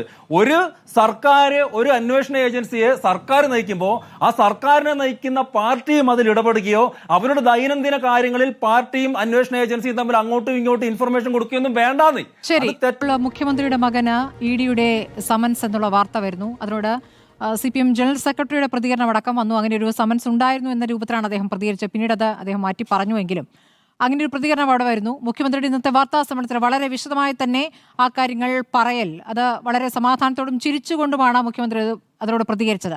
സാധാരണഗതിയിൽ നേരത്തെ മകൾ വീണയ്ക്കെതിരെ വന്ന ഉയർന്ന ആരോപണങ്ങളോട്, നേരത്തെ വന്ന കേസുകളോട് ഈ രൂപത്തിലല്ല മുഖ്യമന്ത്രി പ്രതികരിച്ചത്. അപ്പോൾ എന്താണ് ഈ വാർത്തയുടെ ഉള്ളടക്കത്തെയും അതിനുശേഷം വന്ന പ്രതികരണങ്ങളെയും അങ്ങ് എങ്ങനെയാണ് കാണുന്നത്? ഇന്നിപ്പോൾ എല്ലാവരും പ്രതീക്ഷിച്ചിരിക്കുന്നത് മുഖ്യമന്ത്രി ഇന്ന് വാർത്താസമ്മേളനം നടത്തുന്നു, വൈകിട്ട് അറിഞ്ഞെനിക്ക് തോന്നുന്നു. പക്ഷേ മുഖ്യമന്ത്രി ഇതിനോട് എന്ത് റെസ്പോണ്ട് ചെയ്യുന്നതാണല്ലോ കഴിഞ്ഞ ദിവസത്തെ വാർത്ത ഉണ്ടായ കാര്യം. CPM നേതൃത്വം ഇതിനോട് റെസ്പോണ്ട് ചെയ്യില്ല. അഖിലേന്ത്യാ ജനറൽ സെക്രട്ടറിയെ കുറിച്ച് പറഞ്ഞു, പക്ഷേ കേരള സംസ്ഥാന നേതൃത്വത്തിനെ കുറിച്ച് പറയില്ല. മുഖ്യമന്ത്രി എന്ത് പറയും, അതിൻ്റെ അതുമായി ബന്ധപ്പെട്ട കുറേ കാരണം ഇങ്ങനെ സമൻസ് വന്ന CPM-ൽ റിപ്പോർട്ട് ചെയ്തില്ല തുടങ്ങിയ കാര്യങ്ങൾ, അതിനൊക്കെ എന്തായാലും ദൂരീകരിക്കുന്ന വിധത്തിൽ വളരെ കൺവിൻസിംഗ് ആയിട്ടുള്ള മറുപടിയാണ്. പറയാതിരിക്കാൻ പറ്റില്ല. നിങ്ങൾക്ക് CPM-നോടോ പിണറായിനൊക്കെ മറ്റു വിമർശനങ്ങളായിരിക്കും, പക്ഷേ വളരെ കൺവിൻസിംഗ് ആയിട്ട് അദ്ദേഹം മറുപടി പറഞ്ഞു. ആത്മവിശ്വാസത്തോട് തന്നെയാണ് മറുപടി പറഞ്ഞത്, അത് യാഥാർത്ഥ്യമാണ്. ആത്മവിശ്വാസത്തിന് അടിസ്ഥാനം 2023 വന്ന ED സമൻസ് കൈപ്പറ്റേണ്ട ആവശ്യമില്ല. കാര്യം വിവേക് എന്ന് പറഞ്ഞ ചെറുപ്പക്കാരൻ ഇവിടെ കേരളത്തില്ല, വേറെ വിദേശത്താണ് അദ്ദേഹം ജോലി ചെയ്യുന്നത്, വിദേശത്തായിരുന്നു. അപ്പോൾ അത് അങ്ങനെ സാധനം വന്നതായിട്ട് പോലുമല്ല. അപ്പോൾ നനഞ്ഞ പടക്കം എന്ന് വിളിച്ചു. ഇവിടെ പ്രധാനപ്പെട്ട കാര്യം BJPയുടെ അന്വേഷണ ഏജൻസിയായ ED, അങ്ങനെ തന്നെ പറയണം. ID അവർ കേരള സംസ്ഥാന BJPയോടൊന്നും അറിയാം, കേരള സംസ്ഥാന BJP കാര്യത്തിൻ്റെ അകത്ത് പെടുന്നില്ല എന്നുള്ള കാര്യം കേന്ദ്രവും കേരളവും പ്രധാനപ്പെട്ട കേരളത്തിലൊന്നും പരിഗണിച്ചിട്ട് പോലും ഉണ്ടാവണമെന്നില്ല, നമുക്കറിയാവുന്ന കാര്യമാണ്. അപ്പോൾ പക്ഷേ ED എന്നൊരു പ്രസ്ഥാനം ഈ നമ്മുടെ പ്രതിപക്ഷ രാഷ്ട്രീയ നേതാക്കളെ വേട്ടയാടാനും അവരെ അറസ്റ്റ് ചെയ്യാനും യാതൊരു തെളിവുകളുടെ അടിസ്ഥാനത്തിലൊന്നുമില്ലാതെ ജയിലിൽ കൊണ്ടുവിടാനൊക്കെ വലിയ നടത്തുന്ന പ്രവർത്തനം നടത്തുന്നുണ്ട്. അപ്പോൾ ഈ അങ്ങനത്തെ ഒരു ED എന്ന് വിളിക്കുന്ന ഈ മഹാപ്രസ്ഥാനം, ഈ കുറ്റാന്വേഷണ ഏജൻസി, അതായത് കൺവിക്ഷൻ റേറ്റ് വളരെ കുറവുള്ളൊരു കുറ്റാന്വേഷണ ഏജൻസി എന്താണ് ഈ 23 കൊടുത്തത്? അത് വസ്തുതയാണോ? ആ 23 കൊടുത്ത് മടങ്ങി വന്നാൽ പിന്നെ ഈ ഏജൻസി എന്താ ചെയ്തത്? ഇത് നമ്മുടെ ശ്യാംരാജ് നമ്മളോടൊക്കെ ചോദിക്കണം കേട്ടു. ശ്യാംരാജ് തിരിച്ചറിയാറില്ല BJPയുടെ പ്രതിനിധിക്ക് എന്തറിയാനെ കുറിച്ചിട്ട് കാര്യം നിഷ്കളങ്കരാണ് അവർ. ആ കാര്യത്തിൽ വളരെ നിഷ്കളങ്കരായ മനുഷ്യർക്ക് നമ്മൾ കുറ്റം പറഞ്ഞിട്ട് കാര്യമില്ല. പക്ഷേ ഈ ഏജൻസി ED എന്ത് ചെയ്തു? എന്നിട്ട് ഇത് പത്രത്തിന് ഒരു പക്ഷേ മനോരമ പത്രത്തിന് ഇവിടെ നിന്ന് കിട്ടിയെന്നുള്ള കാര്യം അവരത് വിശദീകരിക്കുക പത്രത്തിന് ഡിസ്ക്ലോസ് ചെയ്യേണ്ട ആവശ്യമൊന്നുമില്ല. കാര്യം സോഴ്സ് ഡിസ്ക്ലോസ് ചെയ്യാൻ നിർബന്ധിക്കാൻ പത്രത്തിന് മാധ്യമം നിർബന്ധിക്കാൻ പാടുള്ളതല്ല. അപ്പോൾ ഇതൊക്കെ എന്തായാലും ED എന്നാണ് കൊടുത്താൽ ആ ED എന്ന് പറയുന്നത് ദുർബല പ്രസ്ഥാനമാണ്. രണ്ടാമതായി അന്വേഷണ ഏജൻസി ലാവ്ലിൻ കേസ് തന്നെ നമുക്ക് അറിയാവുന്ന കാര്യം, അതിൻ്റെ യാഥാർത്ഥ്യം കൂടി മനസ്സിലാക്കണം. ഈ അസംബന്ധങ്ങൾ എഴുന്നള്ളിക്കും നമ്മൾ അങ്ങനെ തന്നെ പറയേണ്ടി വരും. കാര്യം ഈ കാര്യത്തിൽ പിണറായി വിജയൻ്റെ ഗവർണൻസുമായി ബന്ധപ്പെട്ട് വിമർശനം ഉണ്ടാവാം, അദ്ദേഹത്തിൻ്റെ നടപടികളെക്കുറിച്ച് വിമർശനം ഉണ്ടായിരിക്കാം, ഗവൺമെൻറ്റിൻ്റെ പല പദ്ധതികളെക്കുറിച്ചും വികസന സങ്കല്പങ്ങളെക്കുറിച്ചും ഒക്കെ വിമർശനം. പക്ഷേ ഈ കാര്യത്തിൽ ആലോചിക്കേണ്ട കാര്യം, ലാവ്ലിൻ കേസ് അടിയോടെ എടുത്തു കളഞ്ഞല്ലേ CB. പിന്നെ ജസ്റ്റിസ് ഉബൈദ് പാർഷ്യലി റീഇൻസ്റ്റേറ്റ് ചെയ്തു, സുപ്രീം കോടതി പോയി. ഈ മഹാ ഏജൻസി, ഈ നാട് മുഴുവൻ വേട്ടയാടുന്ന CBI ഏജൻസി എന്താ സ്മൃതി പറഞ്ഞ 40-42 തവണ മാറ്റിവെച്ചത്? എന്താ അവിടെ ചെയ്യേണ്ടായിരുന്നത്? എന്താണ് ഈ CBI എപ്പോഴാണ് നിർബന്ധിച്ചത് സുപ്രീം കോടതി കേസ് നടത്തണം എന്നുള്ളത്? ഈ സുപ്രീം കോടതിൻ്റെ വാദം കേൾക്കുന്ന എപ്പോഴാണ്? എത്ര സുപ്രീം കോടതി ജഡ്ജിമാർ മാറിപ്പോയി. അതേസമയം CBIയും EDയും തിടുക്കം കാണിച്ച് എത്ര കേസുകളുണ്ട്, എത്ര കേസ്. അപ്പോൾ എന്താണ് എന്തുകൊണ്ട് CBI അങ്ങനെ വൈകിക്കുന്നു? അതെ, അസ്വാഭാവികതയുണ്ട്. ആ സ്വാഭാവികത നമ്മുടെ തെളിവുകളില്ലാത്തൊരു സ്ഥലം നമുക്ക് ഊഹാപോഹങ്ങൾ അഭ്യൂഹങ്ങൾ നടത്താം. കാര്യം കേരളത്തിലെ CPM ഒരു കാര്യത്തിൻ്റെ അകത്ത് ഈ അഭ്യൂഹത്തിനൊരു കാരണമുണ്ട്. ആ അഭ്യൂഹത്തിൻ്റെ കാരണം എന്ന് പറയുന്നത് CPM കേന്ദ്രത്തിൽ സംബന്ധിച്ചോളം BJP സംബന്ധിച്ചോളം ഈ CPM ഒരു വലിയ ത്രെട്ടായില്ലാത്ത പാർട്ടിയാണ്. കേരളത്തിൽ വലിയ പാർട്ടിയാണ്, രജി ലൂക്കോസ് സമ്മതിക്കും, നമ്മളെല്ലാം സമ്മതിക്കും. പക്ഷേ ഒരു അഖിലേന്ത്യാ പാർട്ടി BJP സംബന്ധിച്ചോളം CPM ഒരു ദേശീയമായ ത്രെട്ടല്ല. പക്ഷേ അതേസമയം കോൺഗ്രസ് ഒരു ത്രെട്ടാണ്. കോൺഗ്രസ് ഇപ്പോഴും ത്രെട്ടാണ്. കാര്യം കോൺഗ്രസിൻ്റെ വേര് നോക്കുക ദേശീയ പാർട്ടിയാണ്. അത് പലരും ദുർബലപ്പെട്ടാലും കോൺഗ്രസ് സംബന്ധിച്ചിടത്തോളം ഇന്റർനാഷണൽ കോൺഗ്രസ് സ്വഭാവജന്യം അത് ഇന്ത്യൻ സ്വഭാവമുള്ള പാർട്ടി ആയതുകൊണ്ട് അതിനെപ്പോഴും റിവൈവ് ചെയ്യാനും പറ്റും, പലരും റിവൈവ് ചെയ്യാൻ പറ്റും, അതിൻ്റെ പല രൂപത്തിൽ ആവിഷ്കരിക്കാൻ പറ്റും. ഇതെന്തായാലും നമ്മൾ മനസ്സിലാക്കി അടിയന്തരാവസ്ഥ ശേഷം നമ്മൾ കണ്ടത് ഇന്ദിരാഗാന്ധി റിവൈവൽ പോലെ തന്നെ കോൺഗ്രസ് എപ്പോഴും റിവൈവ് ചെയ്യാൻ പറ്റും. പക്ഷേ കമ്മ്യൂണിസ്റ്റ് പാർട്ടിയെ സംബന്ധിച്ചിടത്തോളം അതിൻ്റെ ഒരു 100 വർഷ ചരിത്രത്തിൽ നമുക്ക് ഒരിക്കലും അറിയാം ഒരു ദേശീയ പാർട്ടി ഒരു ഘട്ടത്തിലായിട്ടില്ല. ഒരു ഘട്ടത്തിൽ ദേശീയ പാർട്ടി ആയിട്ടില്ല, അതിന് ദേശീയ മുഖ്യധാര കമ്മ്യൂണിസ്റ്റ് പാർട്ടിക്ക് വരാനും പറ്റിയിട്ടില്ല. അത് വരെ അല്ലേ? അല്ല, അങ്ങനെയല്ല എൻ്റെ പോയിന്റ്. അപ്പോൾ ഇവിടെ പ്രധാനപ്പെട്ട കാര്യം അവരെ സംബന്ധിച്ചിടത്തോളം ഈ മറ്റ് കോൺഗ്രസ് നേതാക്കൾ ടാർഗറ്റ് ചെയ്യുന്ന പോലെ EDയെ സംബന്ധിച്ചിടത്തോളം CBI സംബന്ധിച്ചിടത്തോളം പ്രധാനപ്പെട്ട ആളായിരിക്കില്ല കേരള CPM സംബന്ധിച്ചിടത്തോളം. പ്രധാന കാര്യം അതല്ല. ഇവിടെ നമുക്കിതൊക്കെ അഭ്യൂഹങ്ങളെ പറയാൻ പറ്റുള്ളൂ. പക്ഷേ ഈ CBI എന്താണ് ഈ ലാവ്ലിൻ കേസ് കോടതിയിൽ നിന്ന് ചെയ്യാതിരിക്കുന്നത് കുറിച്ച് നമ്മുടെ ചോദ്യങ്ങൾ മുമ്പിലുണ്ട്. അപ്പോൾ അതിൻ്റെ പിന്നിൽ ആ ദുരൂഹത എന്താണെന്ന് അനാവരണം ചെയ്യാൻ CBIക്ക് തന്നെ സാധിക്കുള്ളൂ. CBIക്ക് അപ്പോഴാണ് ഈ അഭ്യൂഹങ്ങൾ ഉണ്ടാകുന്നത്. അല്ലാത്തോളം കാലം നമ്മളെ സംബന്ധിച്ചോളം നമുക്ക് വ്യക്തമായ തെളിവിൽ നമുക്ക് ഊഹിക്കാം പല കാര്യങ്ങളും. സ്വർണ്ണക്കടത്ത്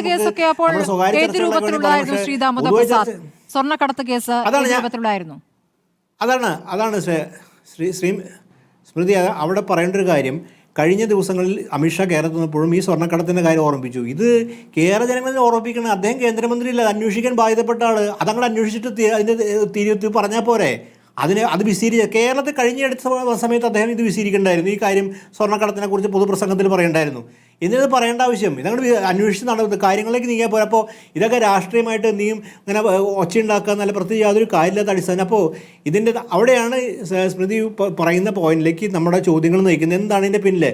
അത് നമുക്കത് തെളിവില്ലാത്തോളം കാലം അത് നമുക്ക് രാഷ്ട്രീയ പാർട്ടിക്ക് ഉന്നയിക്കാം. രാഷ്ട്രീയ പാർട്ടിക്ക് ഇത്തരം അഭ്യൂഹങ്ങൾ നിലനിർത്താൻ അവരായി സുരക്ഷിച്ച് ഇങ്ങനത്തെ കാര്യങ്ങൾ പറയാം. പക്ഷേ നമ്മളെ സംബന്ധിച്ചിടത്തോളം നമ്മൾ സ്വന്തമായി കാണുന്ന സമയത്ത് നമുക്ക് അവിടെ വ്യക്തമായ തെളിവും നമുക്ക് വ്യക്തമായ പോയിന്റുകളും ഇല്ല സമയത്ത് പറയാൻ പറ്റില്ല. പക്ഷേ ഇവിടെ നമ്മുടെ മുമ്പിൽ വരുന്നൊരു പ്രധാനപ്പെട്ട കാര്യം അടിവരയിടുന്നത് ED എന്ന അന്വേഷണ ഏജൻസി 2023 കൊടുത്ത എന്തൊരു തുടർ നടപടി എടുക്കാതെ അവസാനം ഒരു പത്രത്തിൽ ലീക്ക് കൊടുക്കാൻ എന്ത് ഏജൻസി ഇത്? ഒരു കേന്ദ്ര സർക്കാർ ഒരു നാണവമാനം വേണ്ടേ ഈ ഏജൻസിക്ക്? അപ്പോൾ എന്നിട്ട് ഇതിപ്പോൾ ശബരിമല അന്വേഷണമായിട്ട് ഏജൻസി പറഞ്ഞിട്ടുണ്ട് ED അന്വേഷിക്കും, വലിയ ആളെപ്പോലെ ഇങ്ങനെ. കേരളത്തിലെ ഒരു കോടതിയുടെ മേൽനോട്ടത്തിൽ അന്വേഷണം ആരംഭിച്ചു, വിജിലൻസ് കഴിഞ്ഞപ്പോൾ ED വന്നിരിക്കുക പൈസ അന്വേഷിക്കാനുണ്ട്, അതിനകത്ത് എന്തെങ്കിലും ചെക്ക് ചെയ്യാൻ നോക്കുകയാണ്. അപ്പോൾ തന്നെ ED ഉദ്യോഗസ്ഥന്മാർ തന്നെ സംശയാസ്പദമാണ്, അവരുടെ പ്രവർത്തനങ്ങൾ തന്നെ സംശയാസ്പദമായിരിക്കും കേരളത്തിലെ അവരുടെ പ്രവർത്തനങ്ങൾ. അതുപോലെ തന്നെ കേന്ദ്ര അന്വേഷണ ഏജൻസികളും സംശയാസ്പദമായി നിൽക്കുന്നത്. അപ്പോൾ ഈ യാഥാർത്ഥ്യങ്ങൾ പറയാതിരിക്കാൻ പറ്റില്ല. അപ്പോൾ ഇവിടെ വാസ്തവം പറഞ്ഞാൽ കേന്ദ്ര സർക്കാരാണ് പ്രതിസ്ഥാനത്ത് ഈ കാര്യത്തിലെല്ലാം. കേന്ദ്ര സർക്കാരിനെ സംബന്ധിച്ചിടത്തോളം ഒരു വ്യക്തതയും അവർക്ക് അവരുടെ വ്യക്തതയുണ്ട്. അവർ ചില ഡീലുകൾ നടത്തുന്നുണ്ടാവും, ആ ഡീലുകൾ നടത്തുന്നുണ്ടാവും, അവരെ നേട്ടം നേടുന്നുണ്ടാവും, നമുക്കറിയില്ല ഏത് രൂപത്തിൽ. പക്ഷേ കേന്ദ്ര സർക്കാരിന് മറുപടിയും ബാധ്യസ്ഥർ. അതുകൊണ്ട് പത്രങ്ങൾക്ക് വാർത്ത ലീക്ക് കൊടുക്കല്ല, കാര്യം നടപടിയെടുത്ത് എന്താ ചെയ്യാനുള്ള. അതിന് ഏറ്റവും വലിയ ലാവ്ലിൻ കേസിനാണ് ഏറ്റവും പ്രധാനപ്പെട്ട കാര്യം. ഈ സുപ്രീം കോടതി കേസ് നിൽക്കുകയാണല്ലോ, എന്താണ് ഇതിൻ്റെ ഒരു അതിൻ്റെ അകത്ത് എന്തെങ്കിലും തരത്തിൽ അല്ലെങ്കിൽ വളരെ വൈകാതെ ഇൻഫ്രക്ച്വസ് ആവാനും സാധ്യതയുണ്ട്. കാര്യം അതിൻ്റെ കാലക്രമത്തിൽ ഇൻഫ്രക്ച്വസ് ആവാം, ഞാൻ ഇതിലേക്ക് പോകുന്നില്ല. പക്ഷേ എന്താണ് അതിനെ പുറത്ത് ചെയ്യുന്നത്? ഒന്നും ചെയ്യില്ല. അപ്പോൾ അതിന് ചോദിച്ചവർ മറുപടി ഉണ്ടോ? മറുപടിയില്ല. അപ്പോൾ ഈ യാഥാർത്ഥ്യത്തിൻ്റെ അകത്താണ് നമ്മൾ പറയുക. അപ്പോൾ കേന്ദ്ര സർക്കാർ എന്ന കേന്ദ്ര സർക്കാരിൻ്റെ ഏജൻസികളും ദുരൂഹമായി പ്രവർത്തിക്കുന്നു, ഒരു അടിസ്ഥാനമില്ല അന്വേഷിക്കുന്നു, അവരെ ഒരു വ്യക്തതയുമില്ല. ഇങ്ങനെ ഒരു സർക്കാർ 2000 ദിവസം സമൻസ് കൊടുക്കുക, 2025 ഒരു വാർത്തയാക്കി മാറ്റുക, അതിനെക്കുറിച്ച് അഭിപ്രായം പറയാതിരിക്കുക, 2020 കുറിച്ച് നമ്മുടെ BJPയുടെ പ്രതിനിധി ചോദിക്കുക, നമ്മളോട് ചോദിക്കുക എന്തുകൊണ്ട് അയച്ചില്ല. സ്വാഭാവികമായിട്ട് ഞാൻ പറയാം, അദ്ദേഹം നിഷ്കളങ്കനായിട്ട് തന്നെ ചോദിക്കാം. പക്ഷേ ഏജൻസി എന്തിനാണ് ഈ വാർത്ത ലീക്ക് ചെയ്തപ്പോൾ? എന്ന് ലീക്ക് ചെയ്തതിന് അവരെ തന്നെയാണ് ലീക്ക് ചെയ്തെന്ന് എനിക്കറിയില്ല. പക്ഷേ അവർ ലീക്ക് ചെയ്തെങ്കിൽ എന്ന് ലീക്ക് ചെയ്തു? അപ്പോൾ ഇതിൻ്റെ അകത്ത് ഇന്ന് പിണറായി വിജയൻ്റെ പത്രസമ്മേളനം വളരെ കൃത്യമാണ്. പക്ഷേ ഒരു കാര്യം അതിൻ്റെ അകത്ത് പറയാതിരിക്കാൻ പറ്റില്ല. അദ്ദേഹം ഒരു ഉന്നയിച്ചൊരു കാര്യമുണ്ട്. മകൻ തീർച്ചയായിട്ടും വളരെ നല്ല, അത് നേരത്തെ സ്മൃതി സൂചിപ്പിച്ച കാര്യമാണ്. അദ്ദേഹം അതിനകത്ത് ഒരുപാട് സൂചനകളുടെ കാര്യം. രാഷ്ട്രീയ നേതാക്കൾ, CPM-ൻ്റെ അകത്ത് രാഷ്ട്രീയ നേതാക്കളുടെ മക്കളൊക്കെ അധികാരത്തിലുള്ള നാഴികളിൽ ഉണ്ടായിരുന്ന വാർത്തകൾ പലപ്പോഴും ഉണ്ട്. അദ്ദേഹത്തിൻ്റെ മക്കൾ, പ്രത്യേകിച്ച് മകൻ, രാഷ്ട്രീയ രംഗത്തില്ല, അല്ലെങ്കിൽ അത് ഇവിടെ ഇല്ല. പക്ഷേ അതിൻ്റെ അർത്ഥം അത് വളരെ ശരിയായ നല്ല കാര്യം തന്നെ. പക്ഷേ രാഷ്ട്രീയ രംഗത്ത് ഉണ്ടാവണമെന്നില്ല. ഇന്നത്തെ പുതിയ ഫിനാൻസ് ക്യാപിറ്റൽ ലോകത്ത് ഈ രാഷ്ട്രീയ നേതാക്കളുടെ മക്കൾ നേരിട്ട് അധികാര കേന്ദ്രങ്ങൾ ഉണ്ടാവണം നിർബന്ധമില്ല. ഇന്നത്തെ ഒരു മൂലധനക്രമം എന്ന് വിളിക്കുന്നത് ഒരു സ്ഥലത്ത് കേന്ദ്രീകരിച്ചിട്ടുള്ള മൂലധനക്രമം ഒന്നല്ല. അത് വിന്യസിക്കപ്പെടുന്ന ഒരു ആഗോള മൂലധനക്രമം എന്നെക്കാളും നന്നായിട്ട് ഇടതുപക്ഷക്കാർക്ക് നന്നായിട്ട് ആഗോള മൂലധനക്രമം എന്ന് പറയുന്ന ഒരു സ്ഥലത്ത് കേന്ദ്രീകരിച്ചിരിക്കുന്നതല്ല. അതിന് പഴയ പോലത്തെ ഒരു മൂലധന വ്യവസ്ഥയുള്ളത്. അതിൻ്റെ ഒരു ക്യാപിറ്റലിൻ്റെ ഫ്ലോ വേറെ തന്നെ. അപ്പോൾ ഒരു സ്ഥലത്ത് കേന്ദ്രീകരിച്ച് നിൽക്കേണ്ട ആവശ്യമില്ല. കാര്യം പണം ട്രാൻസാക്ഷൻ ചെയ്യപ്പെടുന്നത് വിദേശത്തായിരിക്കാം അത് നിക്ഷേപം നടക്കുന്നത്. അപ്പോൾ ഇതിൻ്റെ അർത്ഥം ഞാൻ ഇദ്ദേഹത്തിന് അതുണ്ടെന്ന് ആരോപിക്കില്ല. പക്ഷേ അധികാരം ഇന്ന് വിളിക്കുന്നത് ഒരു സ്ഥലത്ത് കേന്ദ്രീകരിച്ച് അധികാരത്തിൽ പ്രത്യക്ഷത്തിൽ രാഷ്ട്രീയത്തിൻ്റെ സൗകര്യങ്ങൾ ഉപയോഗിച്ചിട്ടുള്ള ഈ കോൺട്രാക്റ്റ് ഏർപ്പെടുക എന്നുള്ളതല്ല. ഇന്ന് അധികാരത്തിൻ്റെ വ്യവസ്ഥ എളുപ്പം മാറി, അതിൻ്റെ ക്രമം മാറി, അത് ആഗോള സ്വഭാവത്തിലേക്ക് മാറി. അതിന് പ്രത്യേക സ്ഥലത്ത് ലൊക്കേഷനൊന്നും ആവശ്യമില്ല. കാര്യം നമുക്ക് അറിയാവുന്ന പോലെ തന്നെ പല വിദേശ മകൾ രാഷ്ട്രീയത്തിലില്ല, മകൻ രാഷ്ട്രീയത്തിലില്ല. പക്ഷേ മരുമകൻ നേരത്തെ രാഷ്ട്രീയത്തിൽ ഉണ്ടായിരുന്ന ആളാണ്. പക്ഷേ അദ്ദേഹത്തിന് പ്രധാനപ്പെട്ട വകുപ്പ് തന്നെ നൽകുന്നു. മുഖ്യമന്ത്രിക്കൊപ്പം പ്രധാനപ്പെട്ട ചർച്ചകളിൽ പോകുന്നതും മരുമകനാണ് എന്ന തിരിച്ചുള്ള ചോദ്യവും ഉയരാമല്ലോ. പിന്നെ ഒപ്പം തന്നെ ഒരു കാര്യമുണ്ട്. അതിൻ്റെ അകത്ത് ഇപ്പോഴും വ്യക്തമല്ലാത്ത കാര്യം എന്തൊക്കെ SFI ബന്ധപ്പെട്ട കേസിൽ ഒരു നിലനിൽക്കുന്നൊരു വസ്തുതയുണ്ട്. കാര്യം അതായത് എന്ത് സേവനത്തിന് വേണ്ടി നൽകിയാണ് ഇത്രയും പണം നൽകിയപ്പെട്ടെക്കുറിച്ചൊരു ദുരൂഹത ഇപ്പോഴും നിലനിൽക്കുന്നുണ്ട്. ആ ദുരൂഹത ഇതുവരെ മാറിയിട്ടില്ല. അത് അന്വേഷണം നടക്കുന്നുള്ള മനസ്സിലാക്കുന്ന നമ്മുടെ അതിൻ്റെ നടപടി, അതിൻ്റെ അന്വേഷണങ്ങൾ ഡൽഹി ഹൈക്കോടതിയിൽ. പക്ഷേ ആ ഒരു പ്രശ്നം ഗൗരവമായിട്ട് ഇപ്പോഴും നിലനിൽക്കുന്നുണ്ട്. എന്ത് സേവനത്തിന് വേണ്ടിയാണ് ഇത്ര അതിന് വേണ്ടി പണം നൽകപ്പെട്ടെ തുടങ്ങിയുള്ള വിഷയങ്ങൾ ഇപ്പോഴും നിലനിൽക്കുന്നുണ്ട്.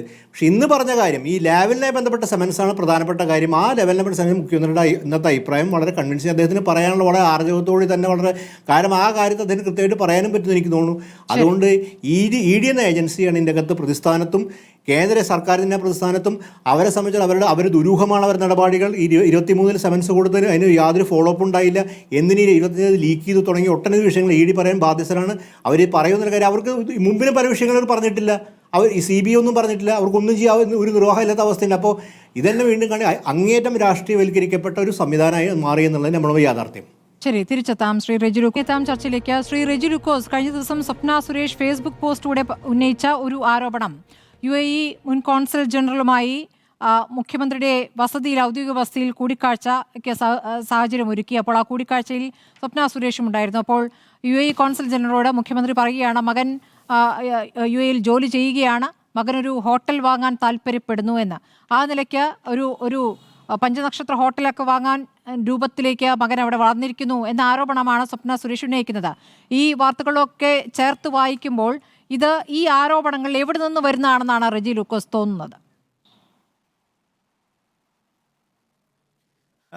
എനിക്ക് ആ ചോദ്യം കേട്ടപ്പോൾ ചിരി തോന്നി. കാരണം കേരളത്തിലെ മുഖ്യമന്ത്രി ബഹുമാനപ്പെട്ട പിണറായി വിജയൻ UAE കോൺസുലേറ്റിനോട് ഒരു പഞ്ചനക്ഷത്ര ഹോട്ടൽ കൊടുക്കാൻ എൻ്റെ മകൻ തയ്യാറെടുക്കുകയാണ്, സഹായം ചെയ്യണമെന്ന് സ്വപ്ന സുരേഷ് പറഞ്ഞതിനെക്കുറിച്ച് ഒരു ചോദ്യം പോലും ചോദിക്കാനുണ്ട്. സ്മൃതിക്ക് എങ്ങനെ തോന്നി എന്നുള്ളത് എന്നെ അത്ഭുതപ്പെടുത്തുന്നത്. അങ്ങനെയാണെന്നുണ്ടെങ്കിൽ ഈ സ്വപ്ന സുരേഷിന് അന്ന് സ്വർണ്ണക്കടത്ത് കേസ് കൊടുമ്പിരി കൊണ്ടപ്പോൾ ഇങ്ങനൊരു ആരോപണം ഉണ്ടെന്ന് പറഞ്ഞ് രംഗത്ത് വരാൻ മേലായിരുന്നു. ഈ കോൺസുലേറ്റ് തന്നെ മറുപടി പറഞ്ഞാലല്ലോ. എന്തെല്ലാം അസംബന്ധങ്ങൾ, ഒരു ഗ്രാവിറ്റിയുള്ള ചോദ്യങ്ങൾ വേണ്ടേ നമ്മൾ നേരിടേണ്ടത്. എനിക്കതുകൊണ്ടാണ് എനിക്ക് ചിരി വന്നത്. ഇവിടെ അതല്ല വിഷയം. ഇവിടുത്തെ കേരളത്തിൻ്റെ പ്രതിപക്ഷം ഇപ്പോൾ സംശയത്തിൻ്റെ മുൾമുനയിലാണ്. ഈ പ്രതിപക്ഷം എത്ര അന്തസ്സ് കേട്ട വ്യാജാരോപണങ്ങൾ പുറത്തു കൊണ്ടിരുന്നതിൽ ഡോക്ടറേറ്റ് എടുത്തവരാ കേരളത്തിലെ പ്രതിപക്ഷം. അതിന് ഏറ്റവും ഒരു ഉദാഹരണമല്ലേ പാവപ്പെട്ട ടീച്ചർ, കമല ടീച്ചർ. എത്ര സാധുവാണ് ആ ടീച്ചർ. ആ ടീച്ചറിന് കമല ഇന്റർനാഷണൽ എന്നും പറഞ്ഞുകൊണ്ട് വലിയ പ്രസ്ഥാനം, സിംഗപ്പൂർ ആസ്ഥാനം ഉണ്ടെന്നും പറഞ്ഞുകൊണ്ട് ഇവിടെ പത്രസമ്മേളനം നടത്തിയ ഒരു പ്രതിപക്ഷ നേതാവില്ലായിരുന്നു. ഒന്ന് ആലോചിക്കുക. അത് ഏറ്റുപിടിച്ചവരില്ലായിരുന്നു ഇവിടെ. ഒന്ന് ആലോചിക്കുക. ഇത്ര ഡിബേറ്റിൽ ഞാൻ പങ്കെടുത്തിട്ടുണ്ട് അതുമായിട്ട് ബന്ധപ്പെട്ട്.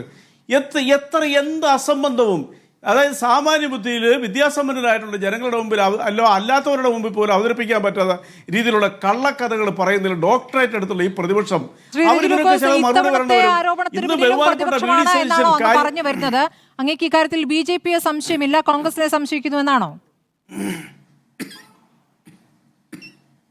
അല്ല, BJP-യുടെ വാക്കുകളില്ല എന്നുള്ളവർ പ്രിയപ്പെട്ട BJP-യുടെ സുഹൃത്ത് തന്നെ ഇപ്പോൾ പറഞ്ഞപ്പോൾ തന്നെ കാര്യങ്ങൾ മനസ്സിലായില്ല. അല്ലെങ്കിൽ BJP-യുടെ വക്താവ് ഇവിടെ ഇരുന്നുകൊണ്ട് ഏതെല്ലാം രീതിയിലുള്ള ആഘോഷങ്ങൾ നടത്തിയാനെ അവർക്കറിയാം കാര്യമായ രീതിയിൽ അതിനെക്കുറിച്ച് പ്രതികരിച്ചിട്ടുണ്ടെങ്കിൽ നാണം കെട്ടുപോകുന്നറിയാം. കാരണം അത്ര നാണക്കേടുകളുടെ പരമ്പരകൾ മാത്രം ഏറ്റുവാങ്ങുന്ന വിധിക്കപ്പെട്ടൊരു രാഷ്ട്രീയ പ്രസ്ഥാനം BJP ഇന്ത്യ ഒട്ടുക്കും.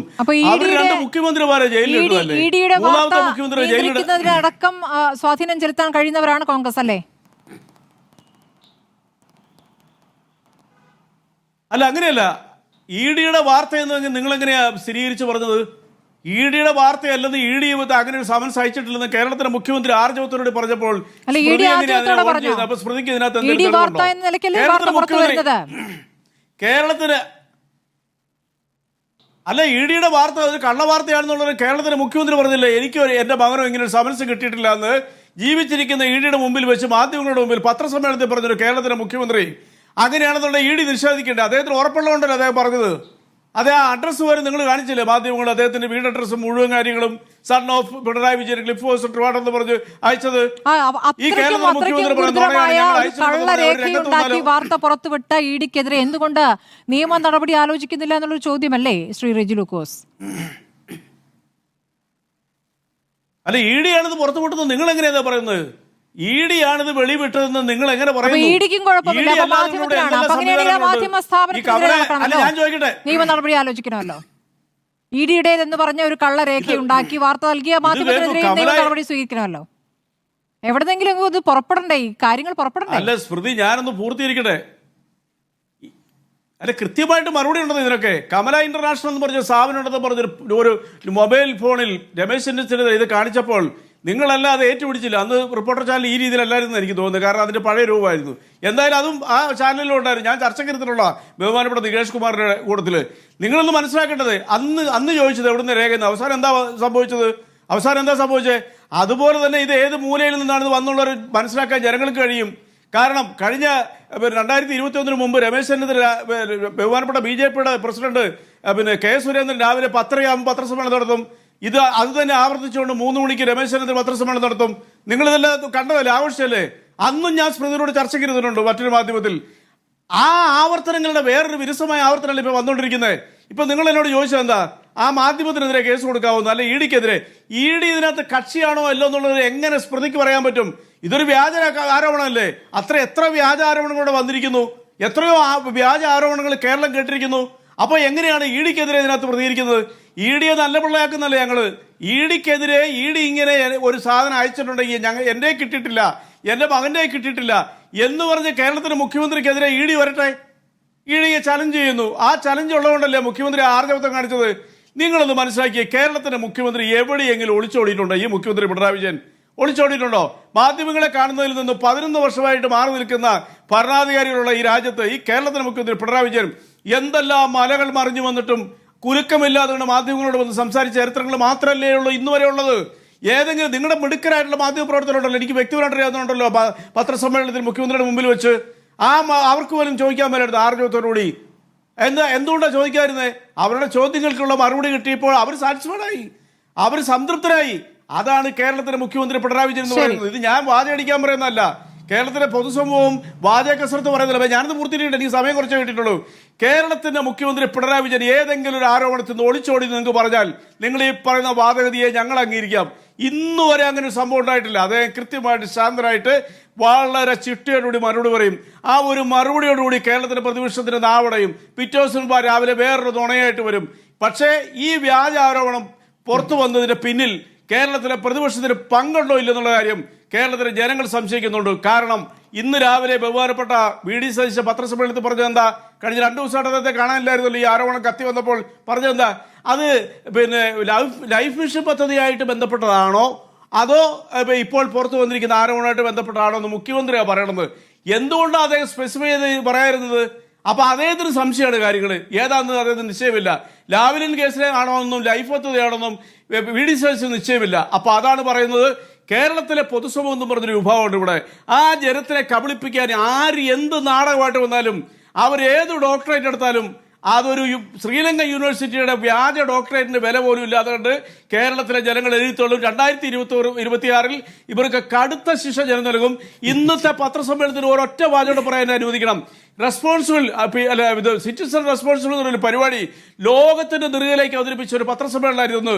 അതായത് നവകേരള എന്ന് പറയുന്ന സങ്കല്പം അത് ഇംപ്ലിമെന്റ് ചെയ്തുകൊണ്ടിരിക്കുന്ന കേരള സർക്കാർ ലോകത്തിന്റെ നെറുകയിലേക്ക് കേരളത്തെ എത്തിക്കാൻ പോകുന്ന ഉത്തരവാദിത്വത്തോടുകൂടി വണ്ടർഫുൾ ആയിട്ടുള്ള സ്വപ്നതുല്യമായിട്ടുള്ള ഒരു പ്രോജക്റ്റാണ് മുഖ്യമന്ത്രിയുടെ ആ അവതരണത്തിൽ ഒരു ലോകത്തിന്റെ നെറുകിലേക്ക് ഏത് പദ്ധതി കേരളം കണ്ടോണ്ടിരിക്കല്ലേ? എല്ലാം കണ്ടുകൊണ്ടിരിക്കുകയാണ്. ശരി ശരി ശരി, ഞാൻ പറഞ്ഞു എല്ലാം കൂടെ ചേർത്ത് അങ്ങോട്ട് സുന്ദരമായ ഒരു ഭൂമിയിൽ നമ്മൾ ജീവിക്കുന്നു എന്ന രൂപത്തിൽ അങ്ങനെ അവതരിപ്പിക്കാതിരിക്കൂ. നമുക്ക് ഈ വിഷയത്തിൽ നിൽക്കാന്നേ തിരിച്ചെത്താൻ വേണ്ട. ജീവൻ, ഉറവിടമില്ലാത്തൊരു വാർത്ത വരില്ലല്ലോ, ഒരു ഉറവിടമുണ്ട്. അത് എവിടെയാണെന്നുള്ളതാണ് അറിയേണ്ടത്. അപ്പോൾ കേരളത്തിലൊരു സുപ്രധാനമായ ഒരു പത്രം ഒരു കള്ള വാർത്ത ആദ്യ പേജിൽ തന്നെ ഒരു രേഖകളൊക്കെ കാണിച്ചുകൊണ്ട് കൊടുക്കുമോ എന്നൊരു ചോദ്യമുണ്ട്. 2 ദിവസം കഴിയുമ്പോൾ ആ വാർത്ത മറ്റൊരു കേസിലാണെന്ന രൂപത്തിൽ പുറത്തു വരുന്നു. അതിന് ആ പത്രം എങ്ങനെയാണ് എടുക്കുന്നതെന്ന് നാളെ അറിയാൻ പറ്റും. അതങ്ങനെ അവിടെ നിൽക്കുന്നു. അതിൽ ഇപ്പോൾ സാധാരണഗതിയിൽ സ്വർണ്ണക്കടത്ത് കേസൊക്കെ അതിശക്തമായി ഉന്നയിക്കുന്ന BJP ഇപ്പോൾ വലിയ ആവേശമൊന്നും കാണുന്നില്ല. അപ്പോൾ ചില ഉയർന്നു വരുന്ന ആരോപണങ്ങൾ അതിലേക്കൊക്കെ ഒരു അടുത്തെത്തിക്കുന്ന രൂപത്തിലുള്ള കാര്യമായിട്ടാണ് അങ്ങ് ഇതിനെ കാണുന്നത്. മറ്റൊന്ന്, ചില കേസുകളുണ്ട് സ്വയം കൊടുത്ത് ആ കേസ് അങ്ങ് ഇല്ലാതാക്കും. അപ്പോൾ പിന്നീട് അങ്ങനെ ഒരു കേസ് കൊടുക്കാൻ പറ്റില്ല. നമ്മൾ ഐസ്ക്രീം പാർലറിലൊക്കെ അത് കണ്ടിട്ടുണ്ട്. പല ഹർജികൾ കൊണ്ടുവന്നിട്ട് പിന്നീട് ആ രൂപത്തിൽ കേസ് കൊടുക്കാൻ പറ്റാത്ത രീതിയിൽ അത് തള്ളിപ്പോകുന്ന ഒരവസ്ഥ.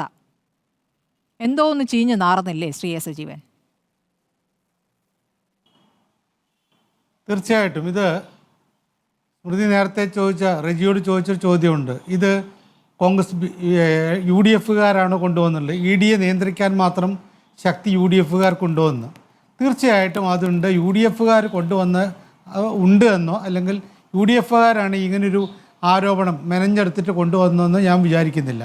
ഇതിന് പിറകിൽ ED തന്നെയാണ് ഉള്ളത്. അത് ഒരുപക്ഷെ അവർ സമൻസ് അയച്ചിട്ടുണ്ടാവാം. അതിനെക്കുറിച്ചുള്ള കാര്യങ്ങളൊക്കെ പുറത്തു പറയേണ്ട EDയാണ്. എന്തായാലും ഇവിടെ BJP പ്രതിനിധി ശ്യാം പറഞ്ഞ പോലെ വളരെ നിഷ്കളങ്കമായിട്ട് ഒരു സ്വാധീനത്തിനും വഴങ്ങാതെ പ്രവർത്തിക്കുന്ന അന്വേഷണ ഏജൻസിയാണ്. പ്രത്യേകിച്ച് നരേന്ദ്രമോദി സർക്കാരിന് ശേഷം ED എന്നോ CBI എന്നോ ഒക്കെ നമുക്ക് പറയാനേ പറ്റില്ല. കാരണം നമ്മുടെ മുമ്പിൽ കുറേ തെളിവുകളുണ്ടല്ലോ. നമുക്കറിയാവുന്ന പോലെ ഏറ്റവും കൗതുകരമായ കാര്യം എന്ന് പറയുന്നത് അജിത് പവാറിൻ്റെ എതിരെ 1400 കോടിയുടെ ആരോപണമാണ് വന്നിരുന്ന. അദ്ദേഹത്തെ അറസ്റ്റ് ചെയ്യാൻ പോകുമ്പോഴാണ് അദ്ദേഹം മറുകണ്ഠം ചാടുന്നത്. വീണ്ടും അദ്ദേഹം തിരിച്ച് ശരത് പവാറിനോടൊപ്പം നിൽക്കുന്നു. അപ്പോൾ ആദ്യത്തെ ചാട്ടത്തോട് കൂടിയിട്ട് ആ കേസങ്ങ് എഴുതിത്തള്ളുന്നു. ആ രക്ഷപ്പെട്ടപ്പോൾ അജിത് പവാർ ഇപ്പുറത്തേക്ക് പോകുന്നു. വീണ്ടും അദ്ദേഹം ഇപ്പുറത്ത് ചാടും. ഇതിനൊക്കെ ഈ കാര്യങ്ങൾ ഇപ്പോൾ 1400 കോടി രൂപയുടെ ആരോപണം അജിത് പവാറിനെതിരെ ഉണ്ടാവുന്നില്ല. കാരണം അദ്ദേഹം BJPയോടൊപ്പമാണ്. BJPയുടെ കൂട്ട് കക്ഷിയായിട്ടാണ് അദ്ദേഹത്തിൻ്റെ പാർട്ടി പ്രവർത്തിക്കുന്നത്. സുവേന്ദു അധികാരി എന്ന് പറയുന്ന പശ്ചിമ ബംഗാൾ മമതാ ബാനർജിയുടെ വലങ്കൈ, എന്നുവെച്ചാൽ 2 കൈയും എന്ന് പറയാവുന്ന രൂപത്തിലുള്ള നേതാവായിരുന്നു സുവേന്ദു അധികാരി. 2020 വരെ അവർ പൂർണ്ണമായിട്ടും സുവേന്ദു അധികാരി 20 വർഷക്കാലം 2000 മുതൽ 2020 വരെ ഈ മമതാ ബാനർജിയുടെ ഒപ്പമായിരുന്നു. അത്രയും വിശ്വസ്തനായിട്ടുള്ള ആളായിരുന്നു. അദ്ദേഹത്തിനെതിരെ വലിയ ആരോപണം കൊണ്ടുവന്നിട്ടുള്ള BJPയാണ്. അത് ED അന്വേഷിച്ചു വരുന്നു. അന്വേഷിക്കുന്നതിനിടയിലാണ് അദ്ദേഹം BJPയുടെ നേതാവായിട്ട് മാറുന്നത്. ഇപ്പോൾ സുവേന്ദു അധികാരിക്കെതിരെ ഒരു ആരോപണവുമില്ല. ഇനി ഏറ്റവും ഒടുവിലുള്ള കാര്യം, അത് പൂർണ്ണമായിട്ട് അങ്ങനെ പറയാൻ സ്ഥാപിച്ചെടുക്കാൻ പറ്റുന്ന അല്ലെങ്കിൽ പോലും എനിക്ക് അത് കൗതുകത്തോടു കൂടി ഞാൻ കാണുന്നൊരു കാര്യം, പി ചിദംബരം കുറച്ചു കാലം ജയിലിലായിരുന്നു എന്നുള്ള കാര്യം നമുക്കറിയാം. അദ്ദേഹത്തിനെ അറസ്റ്റ് ചെയ്യുന്നു, മതിൽ ചാടി കടന്നിട്ട് അദ്ദേഹത്തിൻ്റെ വീട്ടിലെത്തുന്ന കാര്യങ്ങളൊക്കെ നമ്മൾ കണ്ടതാണ്.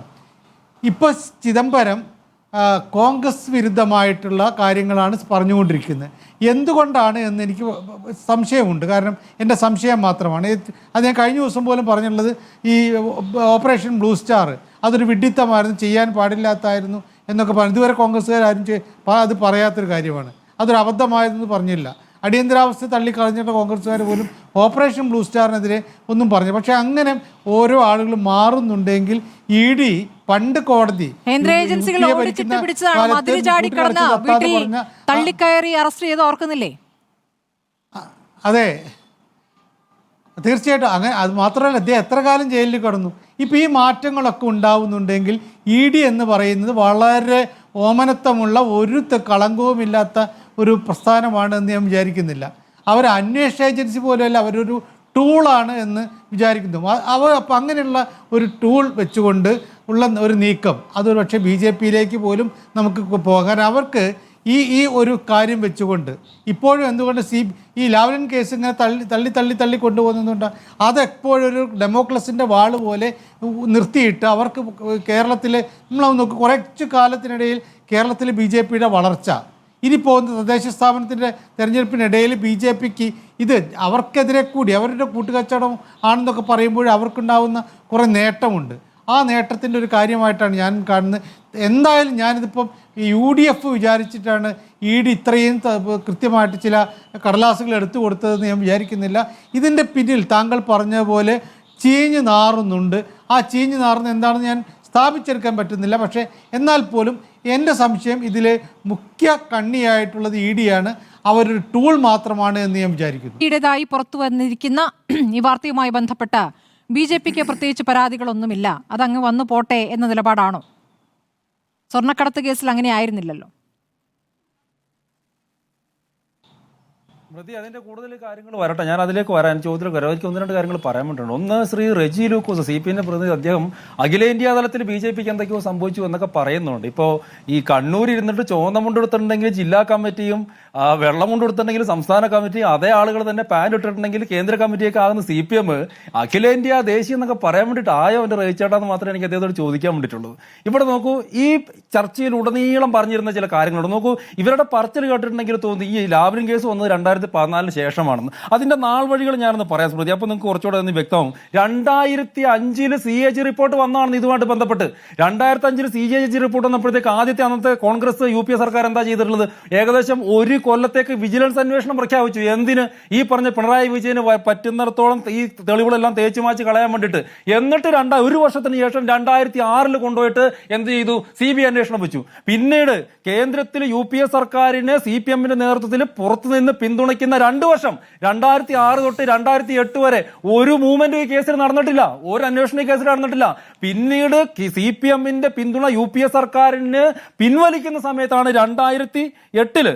2009 പിണറായി വിജയനെ വീണ്ടും ഇതിനകത്ത് പ്രതിയായിട്ട് ചേർക്കുന്നത്. അതിനുശേഷം CBI കോടതി ഇദ്ദേഹത്തെ കുറ്റവിമുക്തനാക്കുന്നത് 2013 അതായത് ലാവ്ലിൻ കേസുമായിട്ട് ബന്ധപ്പെട്ടുള്ള എല്ലാ വിഷയങ്ങളും എല്ലാ നാൾ വഴികളുടെയും തുടക്കവും ഏകദേശം ഒടുക്കവും തന്നെ സംഭവിക്കുന്നത് ഈ UPA സർക്കാരിന്റെ കോൺഗ്രസ് സർക്കാരിന്റെ കാലഘട്ടത്തിലാണെന്ന് കൃത്യമായിട്ട് ഇപ്പിയൊരു വർത്തമാനം പറയുന്നുണ്ടല്ലോ.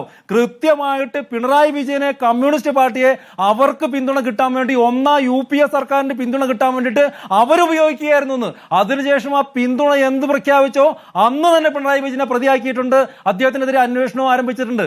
അതുകൊണ്ട് അന്വേഷണ ഏജൻസികളെ പാർട്ടിക്ക് വേണ്ടിയിട്ട് ഉപയോഗിക്കുന്നത്, രാഷ്ട്രീയ നേട്ടത്തിന് വേണ്ടിയിട്ട് ഉപയോഗിക്കുന്നത് ഒന്നും ഞങ്ങളുടെ പണിയല്ല, അത് കോൺഗ്രസ് പാർട്ടിയുടെ പണിയാണ്, അത് CPMന്റെ പണിയാണ്. അതിനപ്പുറത്തേക്ക് ഈ വിഷയവുമായിട്ട് ബന്ധപ്പെട്ട് ഇതിൽ കൂടുതൽ എന്തെങ്കിലും വരുന്ന ദിവസങ്ങളിൽ പുതിയ പുതിയ വാർത്തകൾ വരുന്നതിനപ്പുറത്തേക്ക് ഒരു രാഷ്ട്രീയ പാർട്ടി എന്നുള്ള രീതിയിൽ ഞങ്ങൾക്കൊന്നും പറയാൻ വേണ്ടി സാധ്യമല്ല. കാരണം ഞാൻ പറഞ്ഞല്ലോ, കോൺഗ്രസ് പാർട്ടിയെ പോലെ കമ്മ്യൂണിസ്റ്റ് പാർട്ടിയെ പോലെ EDയെയോ CBIയെയോ ഒന്നും രാഷ്ട്രീയ ലാഭത്തിന് വേണ്ടിയിട്ട് ഉപയോഗിക്കുന്ന ആളുകളെയല്ല. ഇവിടെ പല രാഷ്ട്രീയ നേതാക്കന്മാരുടെ കേസുകളെ കുറിച്ച് പറയുന്നുണ്ടായി. ആ കേസുകളൊക്കെ അതിന്റെ വഴിക്ക് വരട്ടെന്ന്. ആ കേസ് കേസുകൾ വരട്ടെ സ്മൃതി, അതിനപ്പുറത്തേക്ക് നമുക്ക് എന്ത് ചെയ്യാൻ വേണ്ടിയിട്ട് പറ്റും? ശരി, മുഖ്യമന്ത്രി മകനുമായി ബന്ധപ്പെട്ടൊക്കെ പറഞ്ഞ കാര്യങ്ങൾ അതിലൊരു കൃത്യമായി വ്യക്തമായി. ഇപ്പോൾ വിദേശത്ത് ആണ് മകൻ ജോലി ചെയ്യുന്നത് പറയുന്നു. എന്താണ് ജോലി? ബിസിനസ് ആണോ? എന്താണ് ജോലി? അത് വ്യക്തമാക്കേണ്ടതുണ്ടോ എന്ന് ചോദിച്ചാൽ അതൊന്നും പറയേണ്ട കാര്യമില്ലായിരിക്കാം. പക്ഷേ ഒരു ആരോപണം ഉയർന്ന പശ്ചാത്തലത്തിൽ അതിലൊരു വ്യക്തത നമ്മൾക്ക് വേണം എന്ന് തോന്നുന്നില്ലേ? അതിലൊരു വ്യക്തത നേരത്തെ നമുക്ക് അറിയാവുന്നതാണ്. ഈ ബെർലിൻ കുഞ്ഞനന്ദൻ നായർ അടക്കം പിണറായി വിജയന്റെ മക്കളുടെ പഠനവുമായി ബന്ധപ്പെട്ടൊക്കെ നേരത്തെ പറഞ്ഞ ചില കാര്യങ്ങൾ നമ്മുടെ മുന്നിലുണ്ട്. മകളായാലും നേരത്തെ ആദ്യം ജോലി ചെയ്യുന്നത് ഇവിടുത്തെ ഒരു വ്യവസായ പ്രമുഖന്റെ സ്ഥാപനത്തിലായിരുന്നു. അപ്പോൾ ഇത്തരം കാര്യങ്ങളൊക്കെ അവിടെ നിൽക്കുന്നുണ്ട്. അതുകൊണ്ടാണ് ഇങ്ങനെ ഒരു ആരോപണം കൂടി വരുമ്പോൾ കൂടുതൽ ചോദ്യങ്ങൾ ഉണ്ടാകുന്നത്. അതല്ല, അതായത് പത്രസമ്മേളനത്തിൽ പ്രതിനിധികൾക്ക് ചോദിക്കാവുന്നതാണ് എന്താണ് വിവേക് ചെയ്യുന്നത് ചോദിക്കാവുന്നതാണ്. അതിന് അദ്ദേഹം മറുപടി പറയുന്നത് എനിക്ക് തോന്നുന്നു. ഇവൻ നമുക്ക് ചില ഇതിനെ സംബന്ധിച്ച് പല അഭ്യൂഹങ്ങളുണ്ടായിരിക്കാം, അതിന് ചിലപ്പോൾ അതിന് അടിസ്ഥാനം ഉണ്ടായിരിക്കാം. പക്ഷേ ഒരു വ്യവസ്ഥാപിതമായ രീതിയിൽ നമുക്ക് ആ തെളിവുകളുടെ അടിസ്ഥാനത്തിൽ മാത്രം നമുക്കൊരു കാര്യങ്ങൾ അന്വേഷിക്കാനും അതിനകത്ത് തീരുമാനിക്കണം. പ്രധാനപ്പെട്ട കാര്യം അഴിമതി കേസുകളെ കുറിച്ചുള്ള നമ്മൾ പറയുമ്പോൾ ഈ പൊതുവിൽ അഴിമതി കേസുകളൊക്കെ ഇന്ത്യയിൽ മുഴുവൻ എല്ലാ തെളിഞ്ഞ് ശിക്ഷിക്കപ്പെട്ടു എന്ന് വരയ്ക്കേണ്ട കാര്യം ഈ 2G ആണല്ലോ ഈ BJPയുടെ ഉയർച്ചയ്ക്ക് കാരണമായത്. 2Gക്ക് എതിരെ UPA രണ്ടാം ഗവൺമെൻറ്റിനെതിരെ ഏറ്റവും 2G ഏറ്റവും പരിഹാസമായി കളിയാക്കിയതും പരിഹസിച്ചതും ഒക്കെ റെജി ലൂക്കോസിൻ്റെ ആൾക്കാർ. റെജി ലൂക്കോസിൻ്റെ ചർച്ചയിൽ നിന്ന് 2Gയെക്കുറിച്ച് ഇതുണ്ട്. വട്ടപൂജയാണ് അതിൻ്റെ അകത്ത് അഴിമതി നടന്നിട്ടുള്ളത്. അതാണ് അവസാനം തെളിഞ്ഞത്. DMKക്കെതിരെ അന്നെന്തായി? അതുപോലെ ഈ നിങ്ങൾക്ക് ഓർക്കുന്നുണ്ടോ എനിക്കറിയില്ല, പഴയ കാര്യമാണ്. ബൊഫോഴ്സിൻ്റെ സമയത്ത് കൊട്രോച്ചിയും സോണിയാഗാന്ധി വരെ ബന്ധമായിരുന്നു. ഹിന്ദു അടക്കം കേരള ഈ ലോകത്ത് മുഴുവൻ അന്നും ഇടത് CPM ആണ്. എന്താ ഇപ്പോൾ കൊട്രോച്ചിയും സോണിയാഗാന്ധി എന്തെങ്കിലും ബന്ധമുണ്ടോ? അങ്ങനെ കമൽ ഇൻ്റർനാഷണൽ കാര്യം ഞാൻ ഇദ്ദേഹം പറഞ്ഞുകൊണ്ട് പറയാൻ. അപ്പോൾ ലോകത്ത് പല ഇങ്ങനെ ആരോപണങ്ങൾ ഉണ്ടായിട്ടുണ്ടാവും. അത് ആ കാലത്ത് ചർച്ച ചെയ്തിട്ടുണ്ടാവും. അതിനുള്ള മെയിൻ പല പത്രങ്ങളും കൊണ്ടുവന്നിട്ടുണ്ടാവും. ആ പത്രങ്ങൾ വസ്തുതാവിരുദ്ധമാണെങ്കിൽ, അത് അധിക്ഷേപപരമാണെങ്കിൽ അവർക്കെതിരെ കേസെടുക്കാം. ഇവിടെയും പ്രധാനപ്പെട്ട കാര്യം പിണറായി വിജയനല്ല, ED ആണ് ഈ സമൻസിനെ കുറിച്ചുള്ള ഈ വാർത്ത. EDയുടെ സോഴ്സ് ED അല്ലെങ്കിൽ മനോപത്രത്തിന് ED ആണ് നീങ്ങേണ്ടത്. കാര്യം ഒരു കേന്ദ്ര ഏജൻസിയെ ആ നിലയിൽ വലിയ ഒരു പ്രതിസ്ഥാനത്ത് കൊണ്ട് നിർത്തിയിരിക്കുകയാണ്. അതിൻ്റെ ഇൻറ്റഗ്രിറ്റി ചോദ്യം ചെയ്യപ്പെട്ടിരിക്കുകയാണ്. ഒരു വ്യാജ സ്ഥാപനമാണെന്നും രാഷ്ട്രീയ ടൂളാണെന്നും വളരെ വ്യക്തമാണെന്ന് എനിക്ക് കൂടുതൽ വേണ്ട. 2023 സമൻസ് കൊടുക്കുന്നു. എന്തടിസ്ഥാനത്തിലാണ് ക്ലിഫ് ഹൗസിലേക്ക് അയച്ചെന്ന കാര്യം ഇവർ അന്വേഷിക്കണ്ടേ? ഈ വിവേക് അദ്ദേഹത്തിൻ്റെ മകനാണ്. ഒറ്റ കാര്യമുണ്ട്. ഇപ്പോൾ ആരോ പറഞ്ഞിട്ട് ക്രൈം നന്ദകുമാറിൻ്റെ കേസ് ഇതിൻ്റെ പേരിലാണ് കേസ് കൊടുക്കുന്നത്. അതിന് വസ്തു എനിക്കെല്ലാം കേട്ടതാണ്. അങ്ങനെയാണെങ്കിൽ ഈ ക്ലിഫ് ഹൗസാണ് അഡ്രസ്സ്. അപ്പോൾ സാമാന്യമായിട്ട് ആ ആൾ എവിടെ താമസിക്കുന്നു അന്വേഷിക്കാനും അഡ്രസ്സ് കണ്ടുപിടിക്കാൻ പോലും അശക്തരും കഴിവില്ലാത്തൊരു ഏജൻസി. അപ്പോൾ ഈ ക്ലിഫ് ഹൗസിലാണോ അദ്ദേഹത്തിൻ്റെ അഡ്രസ്സ് ഉണ്ടാവുക? അപ്പോൾ ഇത്ര പോലും കഴിവുകെട്ടൊരു ഏജൻസി, ആ ഏജൻസിയാണ് ഇപ്പോൾ പ്രതിസ്ഥാനത്ത് നിൽക്കുന്നത്. ആ ഏജൻസി ED എന്ന് പറയുമ്പോൾ കേന്ദ്ര സർക്കാർ തന്നെ. ഇനി സ്വതന്ത്ര ബോഡി എന്നൊക്കെ പറയാം വേണമെങ്കിൽ വാദത്തിന് വേണ്ടി. സ്വതന്ത്ര ബോഡി ടൂളായി ഉപയോഗിക്കുന്നതിനെക്കുറിച്ച് നിരവധി ഉദാഹരണങ്ങൾ സജീവൻ സാറ് പറയുന്നത്. ഇത് മാത്രമല്ല, എപ്പോഴും കേന്ദ്രത്തിന് ഉത്തരവാദിത്തത്തിൻ്റെ പുറത്ത്. അപ്പോൾ അത്രയും ഗതികെട്ട് നിൽക്കുന്നു ഇതിൻ്റെ അകത്ത്. പിന്നെ പിണറായി വിജയനെ കുറിച്ച് നേരത്തെ BJP പ്രതിനിധി പറഞ്ഞ സമയത്ത് എനിക്ക് രസം തോന്നിയൊരു കാര്യം, അതായത് UPA കാലത്താണ് CBI അന്വേഷണം നടത്തുന്നത്. അപ്പം നമ്മൾ കാര്യം മനസ്സിലാക്കേണ്ടത് അത്രമാത്രം ഒരു സ്ട്രോങ് മാനാണ് പിണറായി വിജയൻ. കാര്യം അദ്ദേഹത്തിന് UPA സ്വാധീനിക്കാം, NDA സ്വാധീനിക്കാം, ആ നിലയിൽ എല്ലാ ഗവൺമെൻറ്റുകളെയും സ്വാധീനിച്ചുകൊണ്ട് തന്നെ അതിനൊക്കെ അധിവർത്തിക്കാൻ കഴിവുള്ള ഒരാളാണെന്നാണ് അദ്ദേഹം ഭംഗിയെ സൂചിപ്പിക്കുന്നത്. അപ്പോൾ അത് എനിക്ക് തന്നെ അതൊക്കെ നമുക്ക് അതൊക്കെ വിശ്വസനീയമല്ലാത്ത കാര്യം. പക്ഷേ ഇവിടെ പ്രധാനപ്പെട്ട കാര്യം നിലനിൽക്കുന്ന ഈ അന്വേഷണ ഏജൻസികൾ ഒന്നുകിൽ കാര്യക്ഷമമല്ലാത്ത പ്രവർത്തിക്കുന്നു. രണ്ടാമത്തെ കാര്യം തിയറിയാണെങ്കിൽ ആ തിയറി കോൺഗ്രസിന് മേലെ അപ്ലൈ ചെയ്യണം.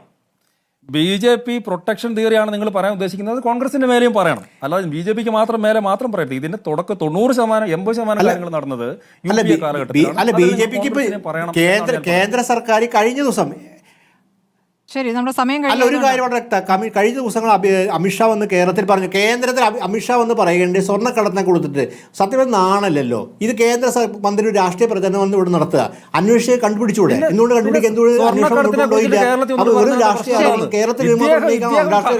കോൺഗ്രസിന്റെ പ്രതിനിധിയാണ് രാഷ്ട്രീയ ഇവിടെ വെറുതെ കുറ്റം പറയാൻ വേണ്ടി മാത്രം രാഷ്ട്രീയ നിരീക്ഷകൻ പറഞ്ഞ അമിത്ഷാക്ക് പറയുന്നത് അന്വേഷണം നടത്തൂ. പ്രധാനപ്പെട്ട വിഷയത്തെ കുറിച്ച് ഈ രാജ്യത്ത് അമിത്ഷാക്ക് പറയാൻ വേണ്ടി പാടില്ല. അമിത്ഷാ ഈ രാജ്യത്തെ പ്രധാനപ്പെട്ട രാഷ്ട്രീയ നേതാവല്ലേ? അദ്ദേഹത്തിന് പറയാൻ വേണ്ടി പാടില്ലേ? വെറുതെ രാഷ്ട്രീയം പറയാൻ വേണ്ടി അതാണ് ചോദ്യം, അതല്ല വിഷയം.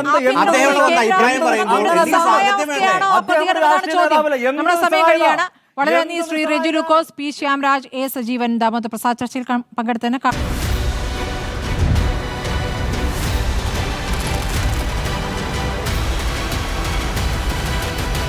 ഡിബേറ്റ് വിത്ത് സ്മൃതി പരുത്തിക്കാട്.